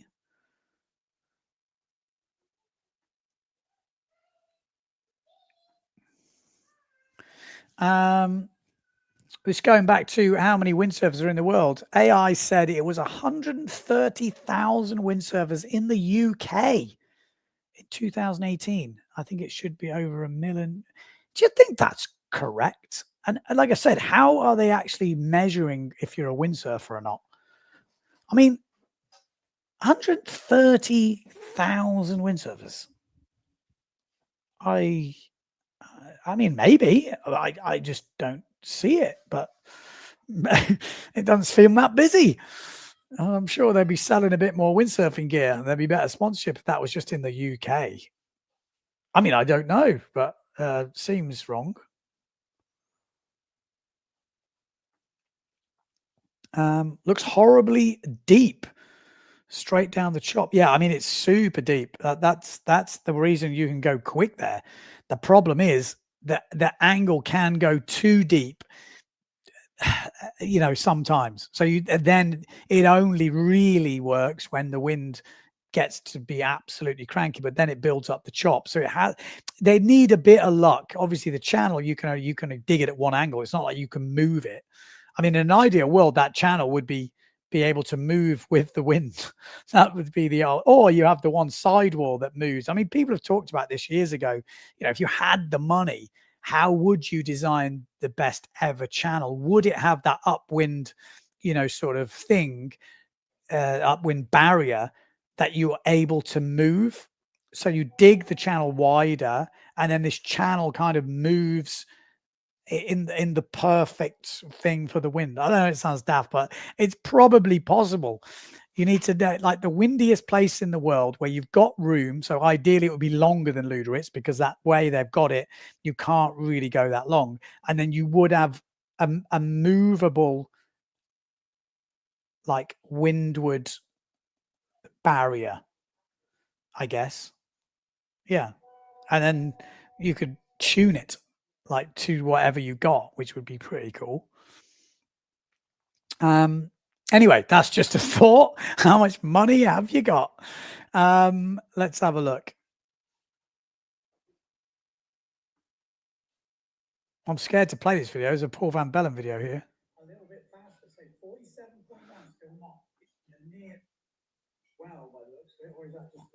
Oh, there we go. It's safe. I think I can play it. But Paul Van Bellen, Maciej Rakowski up in Nalu, in the middle of nowhere, tuning into the live stream from Luderitz. I mean, that's pretty mad, isn't it? Technology. It is scary. Oisin Van Gelden going old school today. I love this stuff. I mean, who's been playing around with old school boards? Anyone been playing around with some of your old school boards? Get them out of the garage. It's surprising how quick they are. I went on a F2 Tommen a while ago now. It was someone's sort of mini, no, it's like big speed board. It's like a small slalom board come big speed board. And it wasn't slow. I did over 40 knots here. I think I did over 40 knots. Can't remember. Over 40 knots here in Martinello, which is a super short course. It was pretty mad to actually see it. Let's see if we can have a look at this. Give you some. Look at this. What do you reckon to this thing? Any thoughts on the old school? Is it a now? A now board. How quick do you reckon that thing goes? How wide is it? It's probably like 55, is it? I actually don't even know. I was like, I don't even know why I guessed that. It was just like a stab in the dark. But would not surprise me. A now board. We're going to put one of these down the channel. Yeesh. It looks a bit like that Tomlin, to be fair. What's your guilty pleasure old school board? If you could have any old school board, bring it back, what would it be? Or even a few boards. If you could have a quiver of old school boards, what would it be? Jenna Gibson just gone 44.75. Does that move her up? Yeah, that moves her up into first woman territory. And this is when she starts overtaking a few of the boys. Not good for the ego, boys, that's for sure. It must be scary going to Luderitz now with the talent that there is in the women's fleet. You know, old school blokes don't like getting beaten by women. I know this new age of guy can get beaten by a woman and it's fine. You have to accept it. But I know old school, at least my age group, it just wasn't acceptable. I know that's sexist. Well, you say what you want, but it just wasn't acceptable at school. You couldn't get beaten by a woman, a girl. You just couldn't. It wasn't. It was not accepted. So then you grow up with that mindset. It doesn't change. No matter how things change in the world, it's very difficult to change that. I know when I first went to Luderitz, there was a word for it. They called it getting chicked. And the girls loved it. Like they were the ones saying, you got chicked today. I was like, hang on a minute. I didn't even go on the channel. It got quite tense, I got to say. Right, what's going on with the comments at the moment? We've got I tell you what, my eyes are getting worse, boys and girls. I have to get glasses. Lucas saying, all a matter of perspective, I guess. Speed's just high 40s, and Vincent saying it's barely windy. Again, it's relative. This is talking Luderitz. On any spot in the world, they'd be happy with these speeds. This is amazing. But in Luderitz, when you're going for a world record, you know, this is just tootling down for them, even though when you see Cedric's crash, it's not kind of. Apparently, Dennis... They said, where has he been? He's been cycling a lot this last year. Oh, my life. Less time consuming, as most spots are 130k drive for me. Oh, don't throw it away for cycling. You can get run over cycling. It's dangerous. Dangerous, I tell you. Dave says if it was long enough, maybe you could have two approximate 500 meter long sections at slightly different angles, so the direction changes halfway along. I'd agree with that. I mean, that's in an ideal world, you'd have this massive kind of loopy, like downwind, a bit like what Diaz Point looks like, where the angle changes. Like you could constantly have 500 meter runs, so you basically get this slingshot wherever you are. You can enter it at any point. Yeah. But I guess, maybe that is the way to go. Maybe there are like some places like that with that kind of angle is like that. Probably there is. That's kind of like those spots in Holland, and you just can't predict the wind as easy. And then to get set up, it's difficult. Well, what time is it? What time is it? Local time over there. We are cracking through the day. Simon Pettiford just put in a 45.87. We're seeing a lot of those. We need that wind to step up. You know, hearing that Vincent said it's barely windy is not really ideal. Actually, we'll keep that one on at the moment because what we got down this bottom end, Jenna Gibson, 9th, Alex, 10th, Heidi, 11th, Harold Klassen in 12th. Got Roger down there, Manfred Fuchs. We've got Niels back, Cedric Bordes. I mean, they're all in the ballpark, aren't they? The biggest peak from Vincent Valkenaers so far. So probably was on a good run there, but got a hole because 49.15 and 49.18 from Antoine Albeau and Vincent Valkenaers are the quickest like peak scores we've seen there. So that just kind of goes to show you that these still are the guys to watch, very equal in those peak scores, but not on the whole run score at the moment.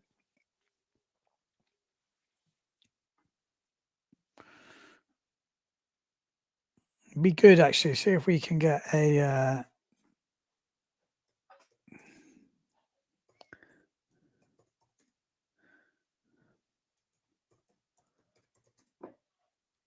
let's see if I can get something.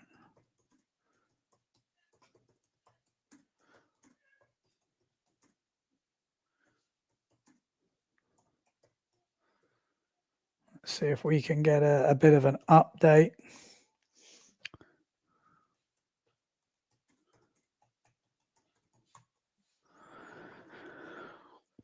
Not easy at the moment when you're all scratching around for a world title. At this point, Jim Crosley sitting in second at the moment knows this is his last chance. Oh, it must be a killer, that thing. This could be your last chance to really have a world record. You know, this is the place to do it. If you don't go back, probably not gonna to get it done. Let's have a look.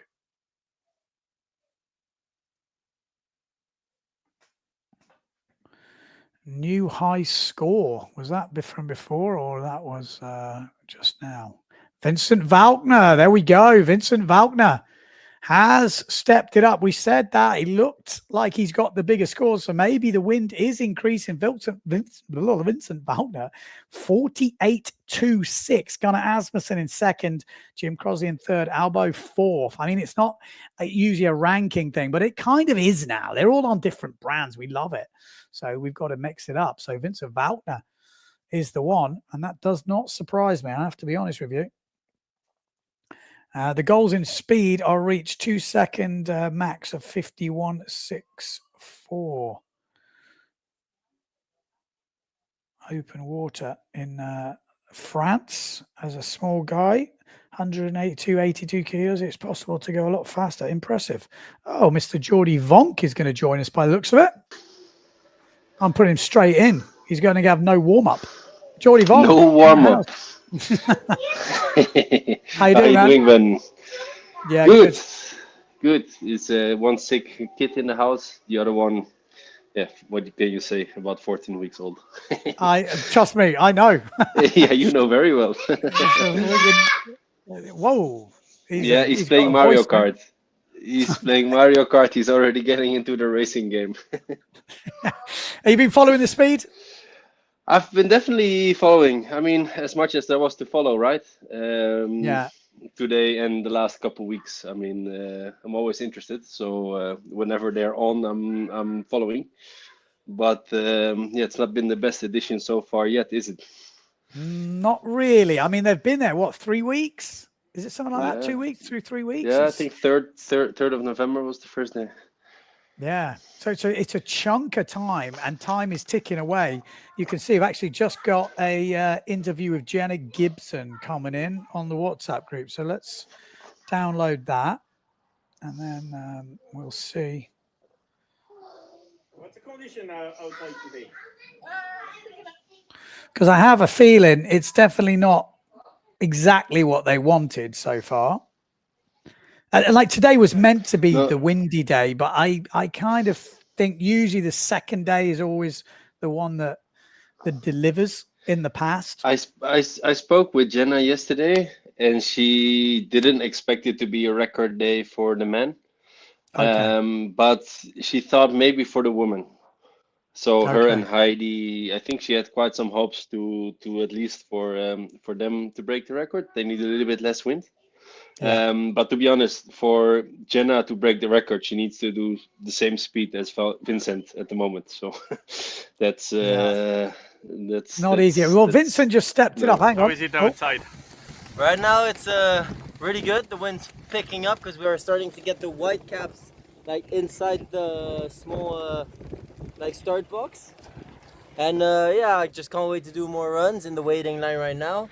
I'm after Cedric normally, so once he's out there, I go out and I try to get the best speed possible. Okay, good luck for the afternoon. Thank you.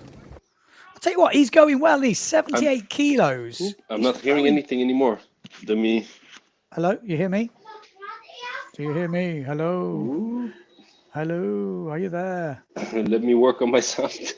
Okay, I'm going to play that other video we've got here of Jenna Gibson. Condition outside today? It's picking up, it's filling in. Like the course is definitely a lot less gusty than the last few days, which is definitely helping. Still fairly broad. I'm on a 5.0 now, a bit underpowered, but yeah, making it work. So yeah, I wanted to be on that in time for if the wind does come, then Okay. it's all set up. So yeah. Good luck and for the rest of the afternoon. Thank you. There we go. So yeah, you can see that's a little update at the moment. Still waiting for Mr. Jordy Vonk to sort his sound out, but that's Jenna Gibson, Brendan Lorho. We've got speeds of coming in. They are increasing. The wind is increasing. So we are at that time of day where we should start to see something happen if it's going to happen.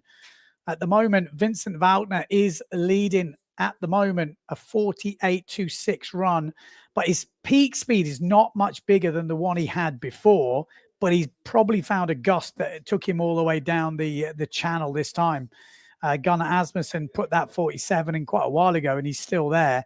Jim Crosley in third. Albeau, again, got a good peak speed, but we're not seeing 50 knots yet, so that's not what we need.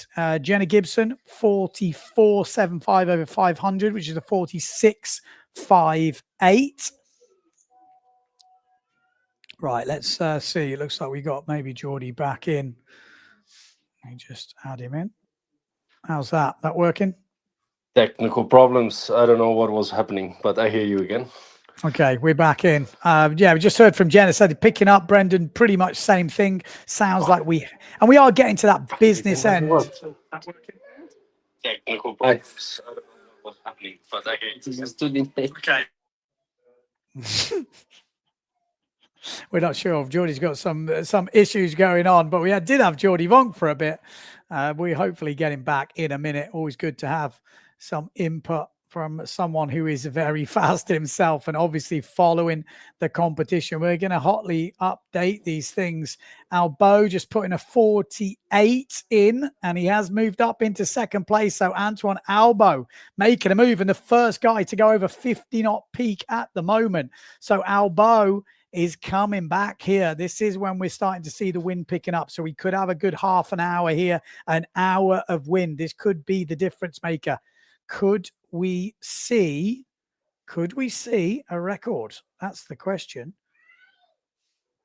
Right, we're going to see if we can add Mr. Jordy Vonk once again. Hello, Mr. Jordy Vonk. I think the setup. I hope that helps. Is that better? I can hear you. I can hear you too. Okay, perfect. I've got a few videos to download at the moment. Wind is picking up, I'm hearing, from the channel. Let's download. Oh, we've got a load of videos to download here. Nice. I see Antoine is moving up a bit now. Yeah, the first 50 we've seen, that's a VMAX of 50. So it's not obviously over 500, but still that's what we want to see, isn't it? We want to see those 50 numbers on the clock. All right, let's see what videos we have just been sent and see if we can get a little bit of better idea of what is going on over there. But things are moving. What is the wind there like? Like, is it a wind that usually picks up towards the end of the day? Yeah, now is basically the time. It's busy, isn't it? It is busy. I mean, there's a lot of gear from everyone, but I think when you're trying to rack out runs, you're trying to, get a world record. You want things to move on quickly, and having too many people in is never a good thing. But no, Jenna mentioned it the other day that she was like, I think a lot of people got excited last year watching good day after good day, record broken. I think it really triggered a lot of people. Like, hey, wait, this is really still on, and we are still improvement. So we're gonna go, and this is resulting in quite some people on the channel. yeah, I mean, it's always difficult to follow a year like last year, though. Here we go. There's a little update. Is this Albeau? Yeah, still not crazy in that start box yet. Still not as you would have wanted. I mean, last year the conditions looked quite nice, let's say, but a couple years ago, maybe it's even 6-7 years ago, when Antoine broke the record like multiple times and he had like 10 runs over 52 knots, and it looked like you couldn't even walk. Yeah, it looked horrendous. It looked crazy, didn't it? Flying everywhere, and yeah, that seems to be at least 10-15 knots off of those kind of conditions. Yeah. Hang on, I'm just trying to, I feel like I've got some more videos here, but I can't quite download them. Did you see Cedric's crash? Ooh. I was making because in PWA, he's always managing to have these pretty special crashes, right? And I was making fun of him that he would manage to kind of have a crash, break the side of the channel, and then all the water flows out or something. This would be so classic Cedric to happen. Luckily, it happened, but it looked nasty. Yeah, it didn't look ideal, did it? No, but he's fine. No, he said he has a bit of. It sounds like like he's okay. Yeah, he did. I mean, he's not 100% perfect, but he will keep going. Last year in Japan, we stitched him up, and he had like an open wound this big. And he was like, I want to get my free accommodation. You need to stitch me up. And he kept going for like 3 days. So he's a tough guy. He would not stop because of a little bit of leg pain. That's actually crazy. I don't know what we've got here. I'm going to add some video. I guess that's the time in gate. And then the truck's going through. So, yeah, not exactly riveting video, but interesting to see some of the stuff sometimes. Again, I don't know what videos we're getting here. But a big shout out to Brendan's dad actually for sending these videos over. Because even just getting this little updates kind of gives you a bit of an idea of what is happening. How's it looking? We've got, let's have a look at the scores. Has anything changed? Have we seen any bigger movers? Seen Albeau's made a move recently. Hello, look at this. I'm seeing 49s. I'm seeing 51.41. Cedric Bordes. He's obviously not that injured because he has just gone fastest. Yeah. He has just gone fastest.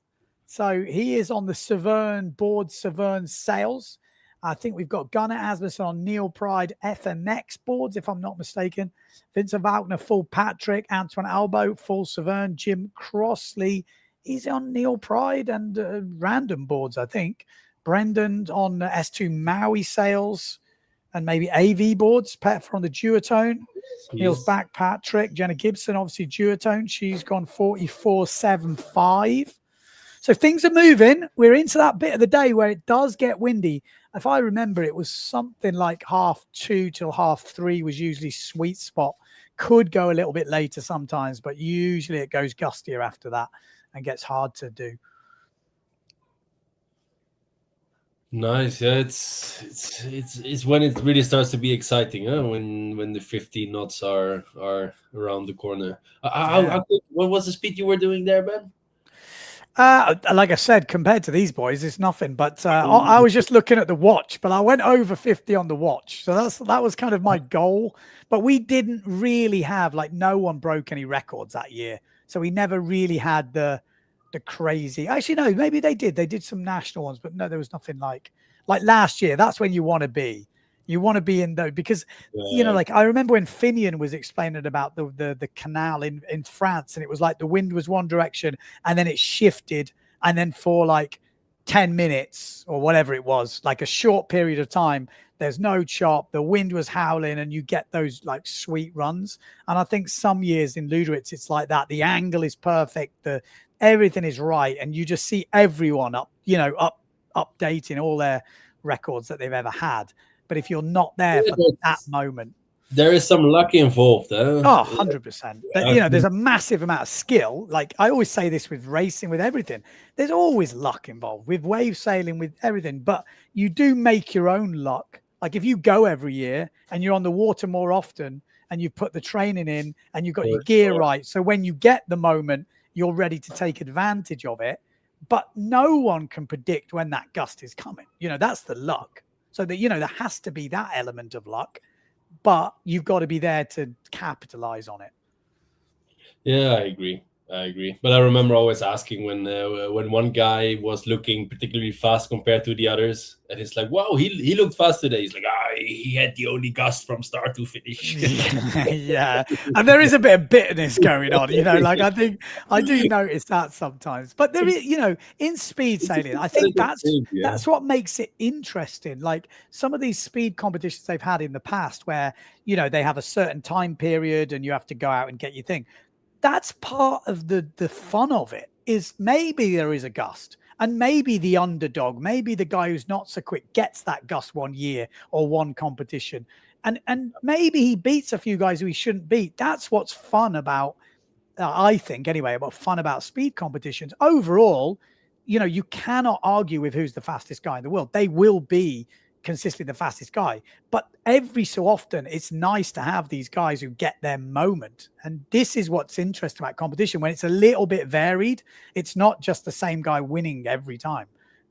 People might argue a different point there, but that's what I think anyway. Yeah, definitely. Let's have a refresh, see if we've seen any faster. But it's also funny to see for the girls how close they are. Like 0.2 knots away from each other, because I think when Heidi beat the record, Jenna was not there. When Jenna beat the record, Heidi was not there. So it's kind of cool to have them now there at the same time to really see how they're doing. Yeah, we don't know, do we? We don't know. That is an unanswered question. We can say, Jenna's taller. She's got this. You think, okay, so she should be quicker in theory. We have this stat. Who is taller, who's heavy? Well, heavier is maybe a sensitive topic with the girls, but well, whatever. That's just speed sailing. We don't class girls, boys. It's just that's what it is. Or whoever's the heaviest is the heaviest. But did you see the guns on Heidi? I put her on Send It Sunday this morning. There was a video from Neil's back on YouTube. Freaking hell, man. She's doing this with Gunner, like, or however it is. And I was just like, oh my God, they are like massive. I was like, wow. Didn't see this, but I'm curious now. You have to have a look. It's in well, you can see it in Send It Sunday just when the Luderitz. I'll put it on. I've got the clip. So I'll put it in because it's worth you guys at home seeing. It's ridiculous. Like I was like, wow, she has been training, and that shouldn't be a shock because obviously she takes this shit seriously, and the whole Patrick team are obviously taking it serious as well. What do you think of the whole brand battle we've got going on at the moment? Because I really like it, I've got to say. I mean, the Severn and Patrick kind of announced the same target, the same mission at the same time, right? Yeah, that was funny, but they go all in. I saw I don't know 15 speedboards from Severn lined up with a whole bunch of sails. Same for Patrick. No, it's impressive to see. It's impressive to see how they're still willing to invest so much on making this happen, which is of course awesome, I would say. Oh, here we go. We've even started it in the comments. Look, SV is going to roll over PD. So you reckon Severn's going to go over Patrick? Well, let's see. It's interesting. Like maybe Gunnar is there having the production still from this year, and he is almost the fastest, no? So yeah. I mean, Cedric's the interesting one because he's kind of like this. you know, the guy that no one really talks about in terms of, you know, I'm not saying within windsurfing, I'm just mean in general. If you think of speed, Cedric Bordes is not the guy I think of. I think of Antoine Albeau, Vincent Valkenaers, you know, all the guys from over the past years. But Cedric, obviously, PWA, like, tour regular for the past, I don't know, 20 years. It feels like it's been going forever. And he is always one of the quickest when you see the GPS speeds. When you saw the Prince of Speed, didn't he win that the other month? So you start to go, he put like a maybe unofficial world record on nautical mile on open water or something like this. Exactly. So, you know, he is definitely one to watch, and he's already proved it. He's been to Luderitz before as well. I want to say 2012, I think they were he was in Luderitz already, and we were actually looking it up because I remember these shots of Antoine and Cedric going down the channel on the tandem. Yeah, the tandem. They set the record for the tandem, but I think he was outshone then by Albeau and these guys, but he was putting in some big speeds even then. So really interesting now to see. We got an interview with the man himself, Mr. Antoine Albeau. Let's see what he's got to say. Yes. Some feedback on the condition on the run. The wind is picking up. Had a good run. Then Gunnar and Cedric passed behind. Now we can see Vincent is going. The wind is better now, so I think we're going to increase the speed for sure, yes. Okay, good luck. Thanks. It hasn't got world record vibes, has it?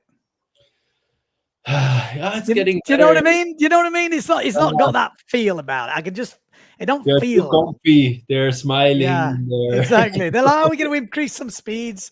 You're like, don't use it. It's usually like, everyone's like trying to hold on to the van blowing away and stuff. I want to focus. Okay, we've got an update in the speeds right now. Who do you think is just taking the lead? Vincent Valkenaers. Bam.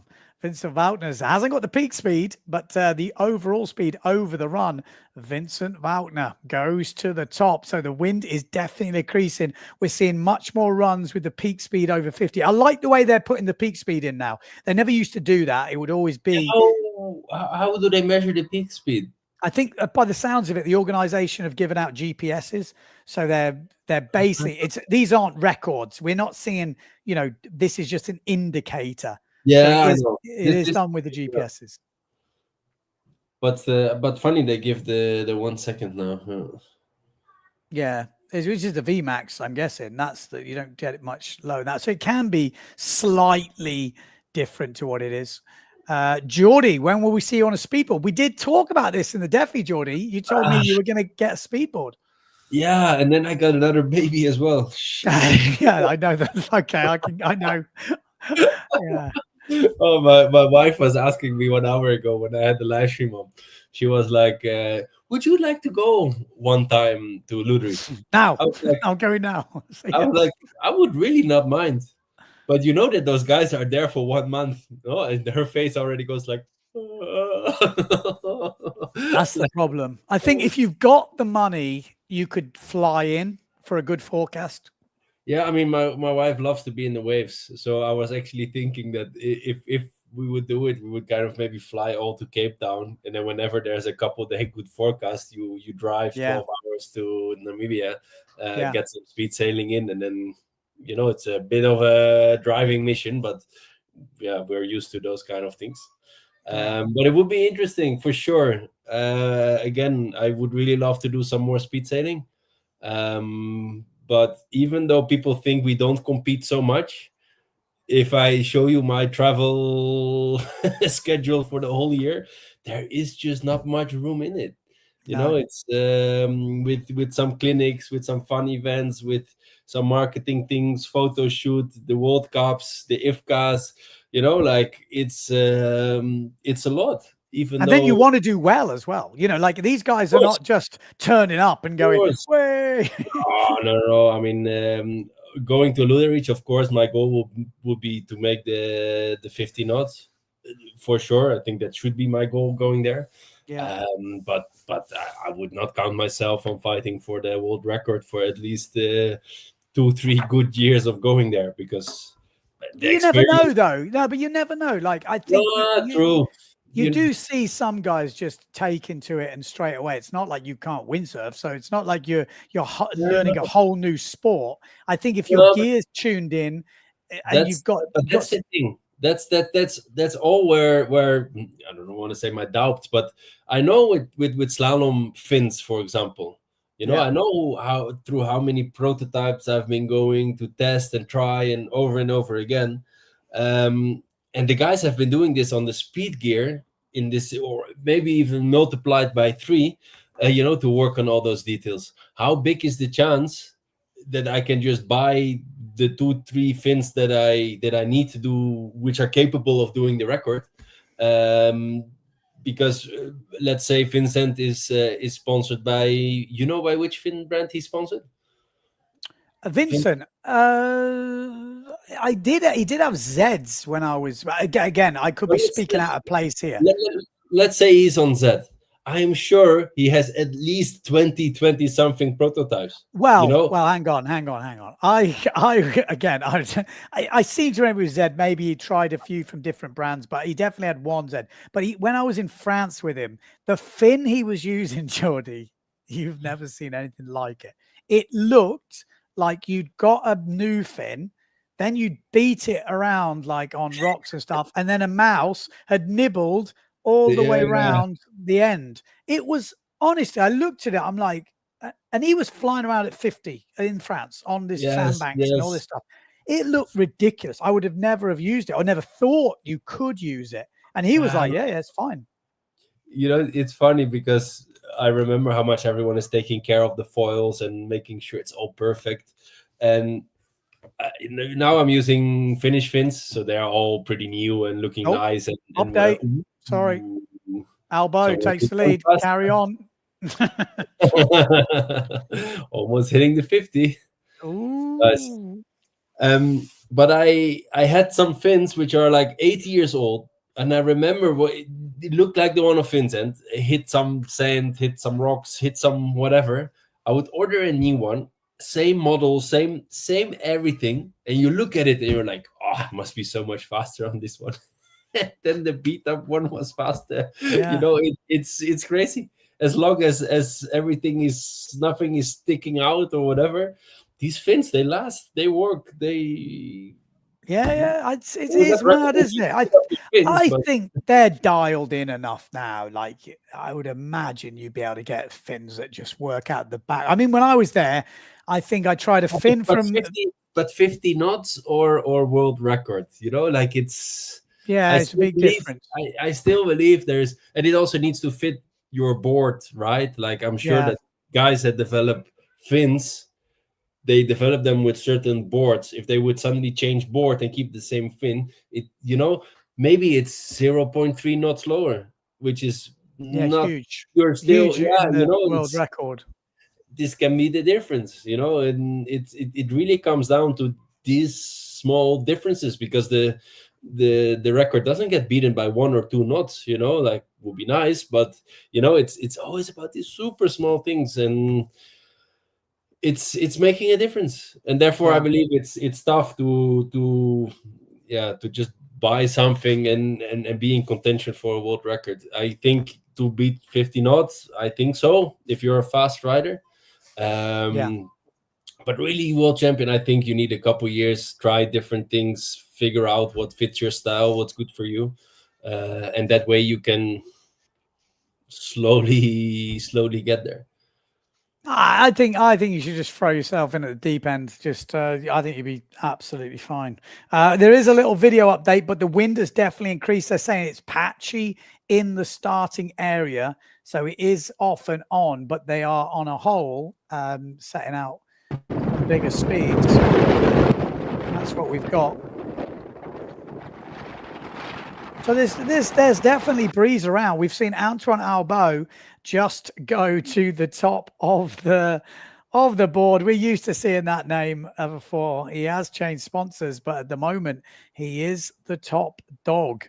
Vincent Valkenaers. I was watching before, so I saw, and then when I opened up, I saw a comment Something about Antoine is suddenly not every time on top of the ranks anymore. Is he so much slower with Severn? Yeah. It's like, come on, give the guy some runs, like But I'll be honest. I have been following it this year, and he hasn't been as standout as previous times. Like usually, whatever the wind, because he's so agile. Like people think of him as this big lump, I guess, but he is so light on his feet. So he is really efficient for a big guy. You see him jump on in the start area, unlike some of the big guys, and he's off, he's going. And I always see him when we're looking at these live speeds, he's always winning it or whatever. This year, again, I'm not there, so we don't know if he's putting in the effort, if he's just like, well, it's not going to be record breaking today, so he doesn't care. And it could be that. So the real test we're only going to see is when we start going over 50. I think Antoine always cares. Yeah, I thought that. That's exactly my thoughts. I remember I don't know, I don't remember where it was, but it was in the World Cup. And I think maybe it was Forte. He was still leading the event, but that day he didn't win an elimination. And we would go for dinner, and he looks at the ice cream and he's like, oh, I didn't win today, so I didn't deserve the ice cream. It's like still leading, still whatever, no. But he was like, he has to win. He's too competitive to not be on the top of the rank whatever day he's sailing. Yeah, so I think, but he wants to be on the. If he's asked to choose, he's on the top of the rankings when it's windy. You know what I mean? He's like, this is the one you really want to be on. It doesn't really matter, but what you want to be is the fastest guy in Luderitz this year. So I have asked that question. Put in the comments, who do you think will be the fastest woman this year in Luderitz, whether it's breaking a record or not? Who do you think will be the fastest man in Luderitz this year? Let me know in the comments. Let's see if anyone deserves a prize, if someone gets it right. Got a comment here saying it would be great if we could add some wind speed and angle measurements typically on the top of the start and finish boxes. It would be cool, actually, that, I think with this type of stuff, the more information, the better. Because you're sitting here, it's like you're waiting for these little nuggets of information. I mean, it's kind of weird, isn't it? That it's kind of entertaining, because it is. Without doing this live stream, I would have been sat doing stuff, checking the phone, checking the stuff, seeing for the update. So it's kind of nice to get those little video bits and pieces. I love the emotional side of it, though. This, when you see people really breaking records, and they've been working sometimes 10 years sometimes for the record breaking chance. It could be 5 years, whatever it is. It could be a lifetime, literally a lifetime. And there is a lot of emotion there, and that's kind of what you're there for, isn't it? The numbers are great, but seeing how much it means to the people is really what is the cool thing about it. Same with the World Cup, where we saw Justine Lemaitre really go through the ringer in Japan. If anyone missed that live, it was a bit of a roller coaster. Oh my God. That was the roller. Yeah. I saw her at the starting line when she misunderstood Ben and her final was gone. So she comes upwind and the final was gone, and she came back with Ben. I was there. I was like, oh my God. What happened? For anyone who missed it, she basically, it looked like she'd got one hand on the world title. She'd done all the stuff at the first event of the year. She'd done what she needed to do in the first 4 days in Japan. There was 1 day left, but it was a windy day and there was going to be a few rounds, but she just needed to sail average, and it was done. It was done, really. And it just went from leading the final to crashing on the first mark with a comeback to third, still good enough. And then the next one, there was a general recall. She thought she was over the line early, and I really think in her head she was over, because she was the first over the line. But when they checked it, she wasn't over. So they told her, no one's over. And she didn't stand around to look. She just already gone in her head. She was like, fuck, and sailed off back to the beach as if I've been disqualified. But no one was over. It wasn't written on the board. There was nothing. It was just like, no one's over. It's over. And then by the time she realized she wasn't over and she sailed back to the start, the final had already started. So she basically got a last place in that. And her rival won it. And then you're like, okay, there's one race left. It can't get worse now. And then in the semi-final, to get to the final, she was leading by a country mile, had a massive crash, missed the buoy, and then couldn't get away back up wind. And you were like, oh my God. And then to split it all, her two rivals in the final, one of them had to win or beat the other one, and it would be a world title to her. If Blanca won, then it would all come down to level points and count back. And somehow no one had worked it out that Justine had still won. So she finished the race. She thought she'd lost it, congratulated Lena as she'd won it. And then when we did the maths, it was like, well, no, who's told you that? You've still won on count back. It was like, oh, and the tears and the emotion. And oh my God, it was ridiculous. I mean, I was walking on the beach, right? It was hectic. It was hectic, but exciting. I mean, let's face it. This drama, I would say, is not always the most fun for the athletes. No, but for the show, it was amazing. No, it was crazy. I almost didn't enjoy commentating at one point. Whoa, look at that, Brendan Lorho, 49.30. Pretty solid stuff, that. And a peak of from Cedric, 51.14. So we are seeing bigger speeds coming through at the moment. Yeah, it's funny how Cedric was peaking 51, but his run was 48. So when we talk about more patchy conditions, I think here you can see he probably had the gust either at the start, either at the beginning, or either at the end. But that's a bigger difference between the 500 meter and the 1 second than from what we've seen before. It's close, isn't it? I would say Vincent seems to be the guy who can carry speed all the way through the course better, but he doesn't look like he's had that big gust yet. He's the one guy that is right up there, but actually he's a knot behind on the 1 second. You know, so he is the biggest guy there. Yeah, exactly. Size, right? I've not seen him for a while, but from last time I remember. No, he's big, and that could be the difference. And I think this is what Patrick was saying in the podcast I did with him, or the interview I did with him, is like this sort of frame, this sort of height.